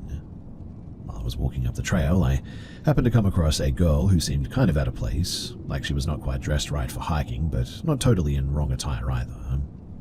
As I get closer, about 10 to 15 feet, I call out, "Hey, how's it going?" Half to let her know that I was behind her so I didn't surprise her when I caught up, and half because she was, well, kind of cute. She looks back and says, "Well, not bad. How about yourself?" I catch up to her, telling her not too bad and great weather for hiking and all that. As we walk up this trail, we chat, and she's a very giggly person. We continue talking and walking for about 10 minutes or so when she stops me and says, "Do you want to see a meadow that I found before? It's kind of off the offbeat trail, but it's really pretty to see." Now, normally I wouldn't follow some stranger into the woods for who knows how far to find a meadow that may or may not really be there, but I'll admit that I was charmed by her and she was very attractive and fit my idea of the perfect girl. Also, she was short, like 5'1" or 5'2", so I wasn't really afraid of her or anything. So I said, "Yeah, you know what, sure, we've got plenty of daylight to get back, so let's go." She throws her hands up and goes, "Yeah, let's go," and she grabs my hand and pulls me into the woods. As I bumble through the woods, she's ahead of me, dancing through them, hiding behind the trees and peeking out the other side and then laughing, and keeps on going. Thinking back why it never occurred to me that this girl is literally gracefully bounding through the woods like a deer, while I'm stumbling through like a drunken prom date, I'll never know why I didn't recognize that. We've been going through the woods for maybe about close to 20-ish minutes, and I can see that the trees are starting to thin out, and beyond that it's an empty field, about 20 yards away. So I pick up my pace and catch up to her. I'm about 6 feet from her when she says, "Come on, just past this tree." She looks at me and steps behind the tree, like she's been doing during this woods walk, so I run to the tree and say, "Let's see if we can pick the same side to jump out. Ready? Go." And she's gone. And I mean, she has just literally disappeared. There is nowhere where this girl could have gone past that tree because on the other side was literally an open field. I have never had a cold spike of fear hit me so hard before. I was freaking out. My heart was pounding, the hair on my body was standing on end, a cold sweat suddenly came over me, and I was scared so bad that I was frozen for what felt like forever. Then I heard her giggle. Well, that was enough for me. I turned around and I ran so fast that Usain Bolt couldn't have caught me. How I found my way back to the trail is beyond me, but even after I hit the trail, I just didn't stop running. I ran back down that trail until I literally started seeing black specks from a lack of oxygen. I've told this story to 4 people only. One believed me, but the others, well, I'm not really so sure. I still have no idea what was actually going on there that day, and I refuse to go back there.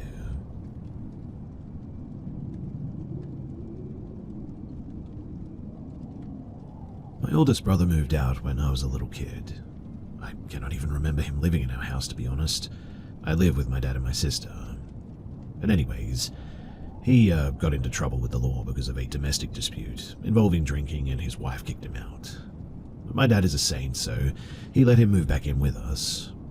Everything was, well, pretty fine at first, and for the first few weeks we would play card games and talk and watch TV. Then it came time for him to be sentenced to go to prison. He only ended up spending 2 months there, but when he came back he had an entirely different demeanor and energy. The only way that I could describe it is a negativity and darkness about him. At first you could chalk it up to him having a negative experience, but he would reminisce seemingly fondly about his experience and claim that it was no big deal. My sister and I are very spiritually sensitive. It runs in the family on the female side. Yet there were 3 distinct instances too that solidified the idea that there was more going on than anything emotional or physical. The first instance, I was walking up the basement stairs when I heard footsteps at the top. I glanced up to see what looks like my brother crossing the threshold of the doorframe. I could even tell you that he was wearing blue jeans, a red polo shirt, and yellow Timberland-style boots. I walk upstairs and look around the corner, expecting to find my brother, when my dad tells me that he's actually 2 hours away in Buffalo. My dad and I were home alone, and he was wearing a blue shirt. The second instance, I had just fed the cats and decided to head upstairs to go to bed. I get halfway up the stairs before I hear a man's voice angrily yelling at me from the exact same place in the hallway where I saw the apparition. The third instance, my sister and I were pulling an all-nighter on the couch because I had a doctor's appointment in the morning. My sister says that she has to pee, so she gets up and walks towards the hallway, and then immediately proceeds to turn around and sit back down. She starts facing the wall and crying. Obviously, I ask her what's wrong and if she's okay, and she seems hesitant to tell me. After some coaxing, though, she tells me that she saw a huge shadow figure cross the hallway right at the top of the basement stairs. So, that is 3 distinct manifestations, all in the same spot with 2 different witnesses. Since it scared my sister, I decided the next day to cleanse that area, and also the space where my brother was staying. I cleansed the entire basement with sage smoke and blessed salt water, and after that, I never had anything happen again. He moved out shortly afterward, and I put together a few years later that it was a fractured part of himself, like a PK manifestation or something. And as far as I know, he's still walking around leaving pieces of himself wherever he goes.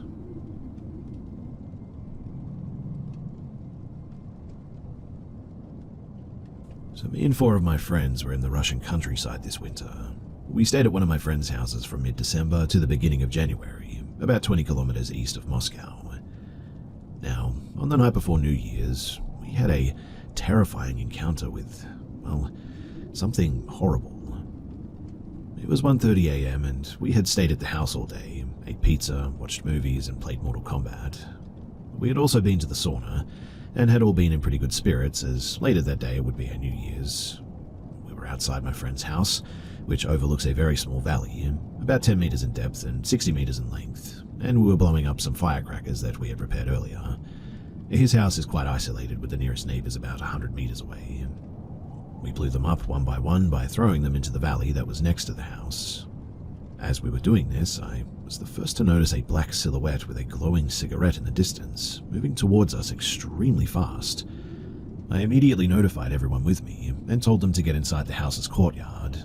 My friends saw the figure, were confused as to who it may be and what they were doing, but weren't too worried, as the figure was a pretty long way away, and we had at least 2 minutes before he came close enough to probably see our faces or do anything. I looked back at the figure and immediately noticed that his eyes had a faint glow. Nothing crazy or bright, but just a very faint sort of yellow goldish glow, similar to the way that a cat's eyes reflect light in the darkness. I also noticed that the figure had traveled a very large distance in the 5 seconds that I took to turn around and inform my friends. This was especially troubling too, because he was walking, not running. I immediately knew that it was time to leave, so I ran towards the gates of the house and yelled for my friends to follow me, which, after witnessing what I had witnessed, they obliged pretty quickly, well, all except one of them. One of our friends looked, well, frozen in fear, I guess is the best way to put it.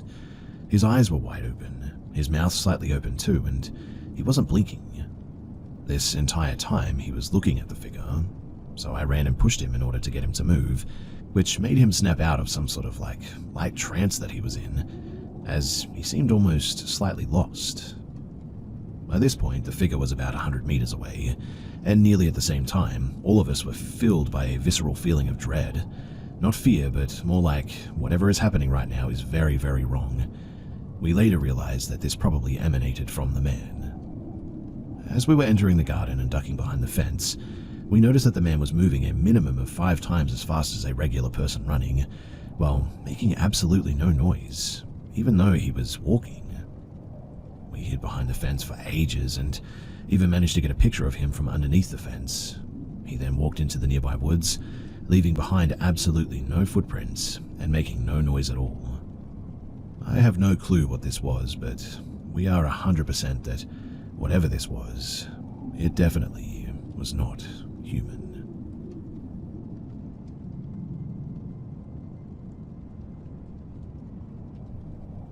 I have a problem that has become very real, and I need help figuring out what to do. So I'm Wiccan, and so are my roommates, but I don't really do much practicing, though they do a lot. I'll try my best to explain everything the best that I can, but you'll have to bear with me a bit here. So, before I begin, I want to say that I have talked to many psychologists and therapists, and I don't have schizophrenia or any other kind of hallucinating mental problems. I've tried to rationalize all of this for being other stuff, but at this point, it's fairly obvious that it's not that. Ever since I can remember, I've been followed by it. I don't know what it is, but I never really minded it at first. From feeling like I'm being watched, seeing shadow figures, random scars, bruises, and scratches appearing, sometimes right in front of me with nothing that could have caused them, to hearing my name being called by people that I know, only to find out that they never called me, even though I know that they did. For the longest time, I disregarded it all, even when my clay doll that I used to represent me, which was at the back of my shelf, somehow fell onto the ground, not once but twice. The first time being repairable, but the second time shattering it. I figured out around grade 6 that I was at least somewhat prone to paranormal experiences or something like that, but I certainly hadn't connected everything. I used to be extremely into creepypastas, and a lot of my experiences made me believe that Slender Man was real, and that he wanted me as his proxy. I know, but I was a kid, so don't go after me or anything. I know a good chunk of what I experienced was, well, just my kid brain chalking normal things up to being him. But some things just aren't easily explained away by that. For example, I read a story that said things would happen after I read it, and said that Jeff the Killer would come and kill me that night. Now, the stuff at school that happened was easily just my mind playing tricks on me, but still, I panicked and ended up staying the entire night locked in the washroom. I had a knife with me and everything. I was so scared that I wasn't even tired and I didn't fall asleep. But around 12 in the morning is when I heard footsteps, ones I didn't recognize, coming up the stairs. I walked up to the washroom and tested the handle. When it was locked, they knocked on the door, and of course, me being a petrified little kid, didn't respond and sat there with my tiny kitchen knife, frozen in place. They ended up pacing back and forth until 3 in the morning, when finally they walked down the stairs and left. Now, of course, this wasn't Jeff the Killer or anything like that, but nothing was stolen. Nobody was hurt. There were no signs of break-in. I was fully awake, and it definitely wasn't my parents. So, what was that? About a year later, at my friend's birthday, we ended up playing some paranormal games, which I know is stupid, but again, I was a kid. The one that worked was Cat Scratch, but the thing was, when somebody else was the main person telling the story, nothing ever happened. But then it was my turn to try, and when I told the story, the person who was receiving it and was laying on my lap ended up with a large red pronounced scratch mark on their back. Now, they weren't deep and it didn't hurt them, luckily, but it was like when you scratch yourself and it's irritated but darker, and they ended up lasting all night, and I ended up doing it to all of them, and then one of my friends decided to try it on me, and it worked, but not as well as it did when I did it. But it still worked, unlike when they had done it to anyone else. The scratch marks lasted literally until the morning though, which wouldn't make sense if they were just accidental scratches. Also, the dogs were going crazy when that happened, which is a bit weird. Now, the main thing that's always been consistent is the voices calling my name. I've heard them my entire life. The scratches haven't happened in about a year, but they weren't super bad or anything. They were just small scratches and, well, to be honest, easily dismissed. I mean, some of them were fairly deep, but not too deep. The main thing that was really weird, though, was that some left scars. For example, I looked at my arm once, looked away for a moment, and then looked back, and suddenly there was a scar that hadn't been there before. That always confused me, and I have no idea what that was about. One thing happened about a year or so ago during the pandemic, though, was when I was in the kitchen washing dishes. This was when I still lived with my parents, and suddenly I just got the urge to sort of look behind me. So I did, and there was this, well, person. I don't know. Even right after it happened, my brain couldn't process what it looked like, but there was someone or something behind me. I just stared at it for a few seconds before turning right back to doing the dishes. It took me a moment to realize, but what the heck was that?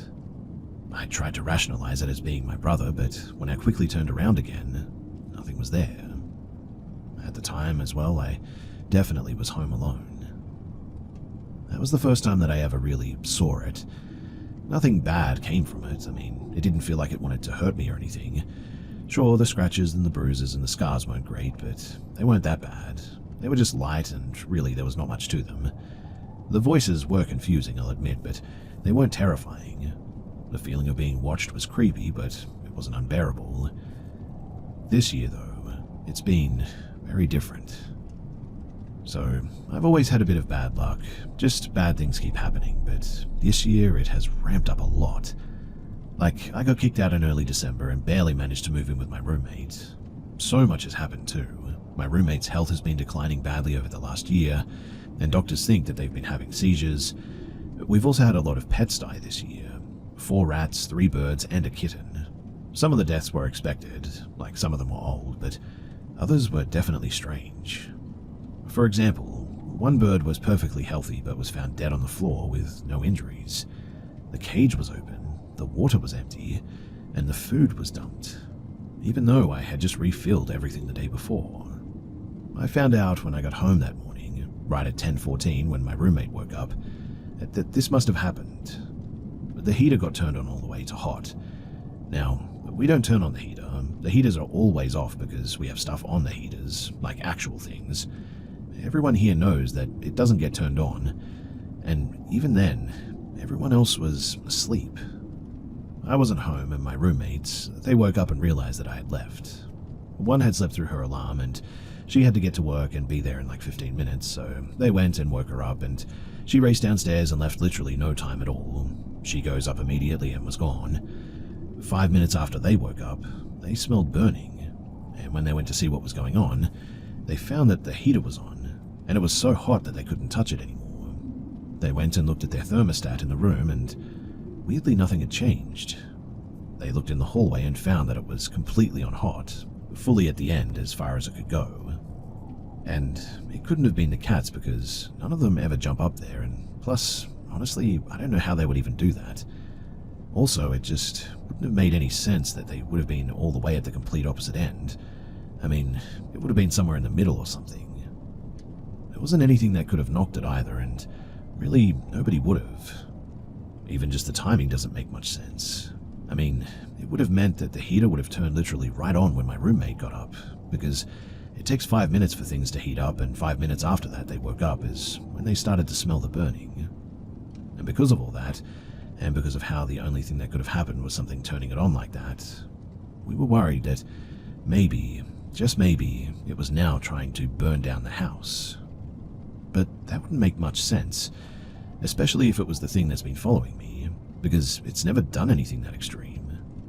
But then, because of the timing, it just would have made sense for it to scare us instead of actually trying to burn the house down, which feels like a much smaller jump, but I don't know. I don't even know if I'm really explaining this properly, but the day before we had an experience that they've only ever happened once before, with a ghost that actually hurt them years ago. Suddenly all their hair just randomly stood up, completely on end, and they got goosebumps. That has only ever happened once before, and right after that, they had an experience with a ghost that hurt them. And that had happened just the day before this, yesterday. On top of that, their altar to, I believe Poseidon, they said, is allegedly feeling agitated. I've always wanted to figure out what has been following me, but now I feel like I need answers before it gets worse. I really don't know what's going on, and I hope the above makes sense, but if anyone knows anything or has any advice for us, then please do let me know.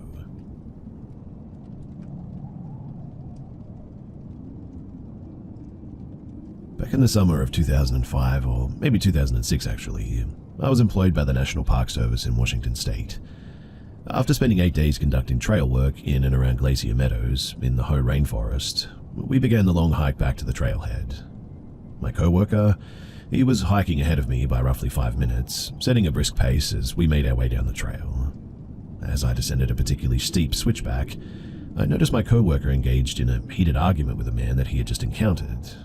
I paused at the top of the switchback, trying to discern what was happening below. The man, dressed in jeans and a tank top, and carrying a fishing pole, seemed to be heading towards one of the subalpine lakes, likely to fish, I guess. His attire was unusual for someone about 10 miles from the trailhead. No backpack, water, or gear, which made him stand out even more. From a distance, I could see the man was visibly agitated, gesturing aggressively as he spoke. When I caught up to them, my coworker briefly explained that the man was furious because he believed my coworker should have stepped aside to let him pass, adhering to the unspoken trail etiquette of yielding to those hiking uphill. But as soon as the man saw me approaching, his demeanor changed drastically. His aggression faded, and he immediately ceased his argument. He walked past me without making eye contact, his earlier hostility replaced by a sudden desire to leave the encounter behind. The entire situation was unsettling to say the least, but we shrugged it off and we continued our hike back to the trailhead. Now, years later, in a moment that brought that strange encounter rushing back, my coworker called. He had been watching a news story about a murder in Alaska and found something disturbingly familiar about the suspect involved. Without revealing any specifics of the case or our encounter, he emailed me a photo of the suspect and asked me what I thought. And as soon as I opened that email, my heart skipped a beat. The face staring back at me was unmistakably that of the man that we met on that trail years before. The man who had seemed so unnerved by my presence during that argument was now identified as Israel Keys.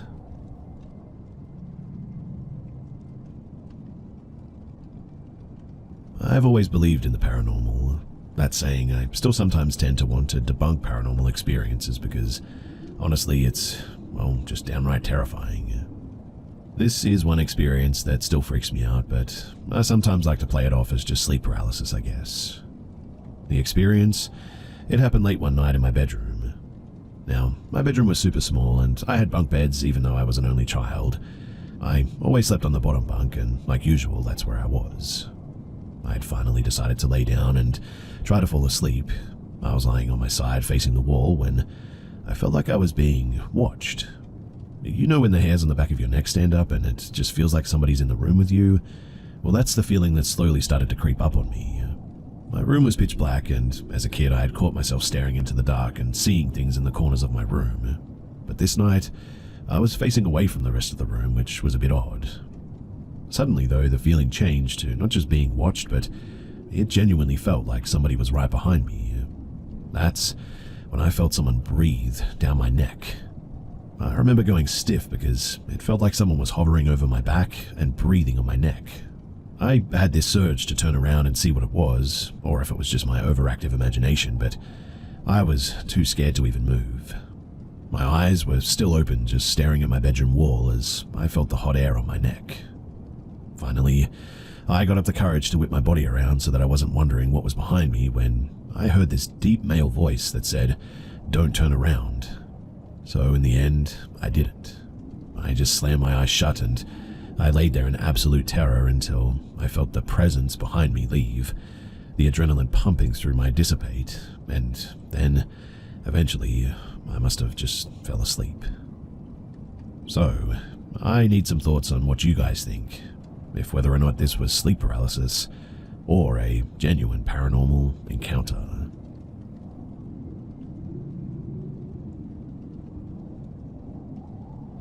A bunch of years ago, I matched with a guy on Tinder. I was a freshman in college and just got out of a relationship and I was having fun. I matched with this guy, male and 24, and his name was D. He was a little bit odd, but we had similar interests and went to the same school, so I thought, you know what, why not? The red flags, they started rolling in immediately when I said that I would go on a date with him. Of course, the fact that he was so much older isn't lost on me as the initial red flag, I guess, but at this time, I didn't have a car and D offers to pick me up, but tells me that he's not in town, but he would leave his grandmother's funeral early, which was at a minimum 5 hours away, to come and pick me up. He showed up in sweatpants, a wife beater, and flip-flops, which struck me as odd because he said that he was coming from a funeral. We hadn't made any plans, really, just to go out and get a bite to eat and hang out, I guess. Since he had been out of town, he asked if it was okay if we stopped to pick up his dog. He had left the dog with a friend, apparently. I like dogs, so I was like, yeah, sure, no problem. It's dark, and we pull up to an apartment complex, and he leaves me in the car and comes back with a golden retriever. The dog immediately starts growling at me, which honestly had never happened to me before, so I start feeling a little bit weird about that. D doesn't say anything about the dog's temperament. Because we have the dog too, he wants to drop him off at his house. This feels logical to me, so I agree. Now, when we pull up to D's house, he asks if I want to come in, and not wanting to sit in the car, I do. The moment that I walked in, I immediately knew that this was the wrong choice. This house was trashed. There is garbage everywhere, trash bags full along the front entry, bottles and wrappers on the couch, and generally stuff everywhere. D lets me know that he has a roommate, but that the roommate isn't home. I assume that this is to imply that the mess isn't actually his. After brushing the trash off of the couch, he asks if I want to sit and play chess. I had expressed that I was interested in learning, and he seemed more than happy to help me learn, but this too was a huge mistake. D begins explaining the game to me, and it isn't fun first date explaining. He has suddenly gotten very serious and is showing me each piece while telling me what it is, what it does, and how it moves. D then begins questioning me over every piece, which most I got wrong. Every time I get one wrong, he then yells at me the correct answer and tells me to try again. He got more and more frustrated, and it made me very uncomfortable, so I suggested that we pause chess and do something else. D suggests watching a movie, which honestly is fine with me at this point. The idea of us leaving and going to get food seemingly forgotten. D tells me that we can watch a movie in his room, and I oblige, but then he explains that he has to put clean sheets on the bed. I assumed that we were moving to his bedroom because it may have been cleaner, but when we got in there, it's not, and there is no TV in his room. He proceeds to put Iron Man 2 onto his phone to have us watch it. We watched about 10 minutes of it before things got sexual. I won't tell you strangers the details, but short story short, we didn't have sex, but other things went down. I'll say that those things were consensual, but after they occurred, I was feeling really odd about the whole situation and told him that I didn't want to have sex. D was confused, but didn't push it at first. He said fine, and we watched maybe 5 more minutes of the movie before he said that he didn't want to watch the movie anymore. He started complaining and asking me why I didn't want to have sex with him, and I simply said that I wasn't in the mood anymore. He then began pressuring me to tell him exactly what it was about him that made me feel that way. At this point, we had moved from the bedroom back into the dirty living room. You might be thinking, seems like a perfect time to leave, and I thought so too, but this is where things start to get scary. As if he knows I'm thinking about how I'm leaving, he explodes and begins to scream at me. This is a 6-foot-something man screaming in the face of like a 5-foot-nothing young girl. Of course, I'm internally freaking out, but I'm trying to make sure that I don't tick him off anymore, but also not agreeing to anything. For the next 5 to 10 minutes, D screams at me about why I don't like him, why I don't want him, and continuously asks what's wrong with him and to tell him. I tried to placate him as best as possible, saying the old, "It's not you, it's me, and no, I don't want to leave." Again, this man is my only ride home, and I am truthfully not sure exactly where I was anyway. Although I did have my phone and Google Maps, I didn't have an Uber at the time. D finally calms down when he believes that I'm going to stay, then suggests that we try playing some video games. I was in full internal freakout mode, trying to make sure that I was playing the part of the interested date because I was terrified that if he felt I wanted to leave, that he would freak out again. We played this game for a while, then out of nowhere D starts getting upset again. He started yelling about why no one likes him, why no one wants to get to know him, and why no one loves him, saying that he's never had a girlfriend and all his dates have been one-night stands. Again, I placate him with, I don't know, lots of girls are just snooty like that. At this point, I'm saying anything and everything that he wants to hear. He even starts crying about how his mother never loved him, and telling me very deep, dark things about what his mother has said to him and treated him. After he finally calms down once more, he gets up and goes to the kitchen to fix us some drinks. Now, if you're anyone with a brain, you're thinking absolutely not, which was my exact thought at that moment too. I decline his multiple offers for a drink. He asks if instead of alcohol I wanted water, and of course I declined that too, feigning that I just wasn't thirsty. I stayed at his apartment until 1 a.m. because I was sitting next to him terrified to 1. Ask him to take me home, 2. Say I'd walk home, or 3. Figure out how to get an Uber. I had been trying to download Uber on my phone without him noticing, but then it asks for card information and that was too hard to do without him noticing. So, At around 1 a.m., I yawn very loudly and say, "Oh wow, it's 1 a.m. My roommate's going to be so worried about me." I laugh as if my roommate would be stupid to worry, and that I hadn't been watching the clock since he picked me up at like 9 p.m, and then said, "I'm so tired, I should get home soon." Again, I was super scared that he would freak out, but he didn't explode. He just looked at the clock and said, "Yeah, it was late." But I wasn't taking any chances, so I said, "I have a great idea. If I get to bed soon, I'd love to have breakfast with you on campus." I was hoping that my offer convinced him that I was intending to see him again. And it did. He seemed very happy at the prospect of it, and jumped up, walking me out of the house and to his car even. The drive back, though, was excruciatingly long. The ride was completely silent, neither of us spoke. It was only a 10-minute drive, but I could have sworn that he slowed down every time that we got to a particularly dark area or underpass. He dropped me off and I smiled and made a good show of being tired yet excited to see him tomorrow. He offered multiple times to walk me to my door, but I declined every time and said that I didn't want to bother him and that I'd see him tomorrow. I walked myself to the building, and the moment that I got around that corner, I sprinted so fast up those stairs and to my door before he could change his mind and follow me to the door. When I got in my dorm room, I genuinely felt like I had just escaped a serial killer. Even now, sharing this, it genuinely makes my heart race a bit. I never met up with him, obviously, but he begged me for multiple days after to meet up with him again. He even asked to pay me $20 an hour to sit near him in the library. I declined, obviously, and I only ever saw him once after the gym on campus. He didn't see me, and I just left immediately. I've thought about D occasionally since that date, and wondered if all those girls that he had one-night stands with had the same experience that I did. I still sometimes wonder how many girls were there after me, and if they got away like I did.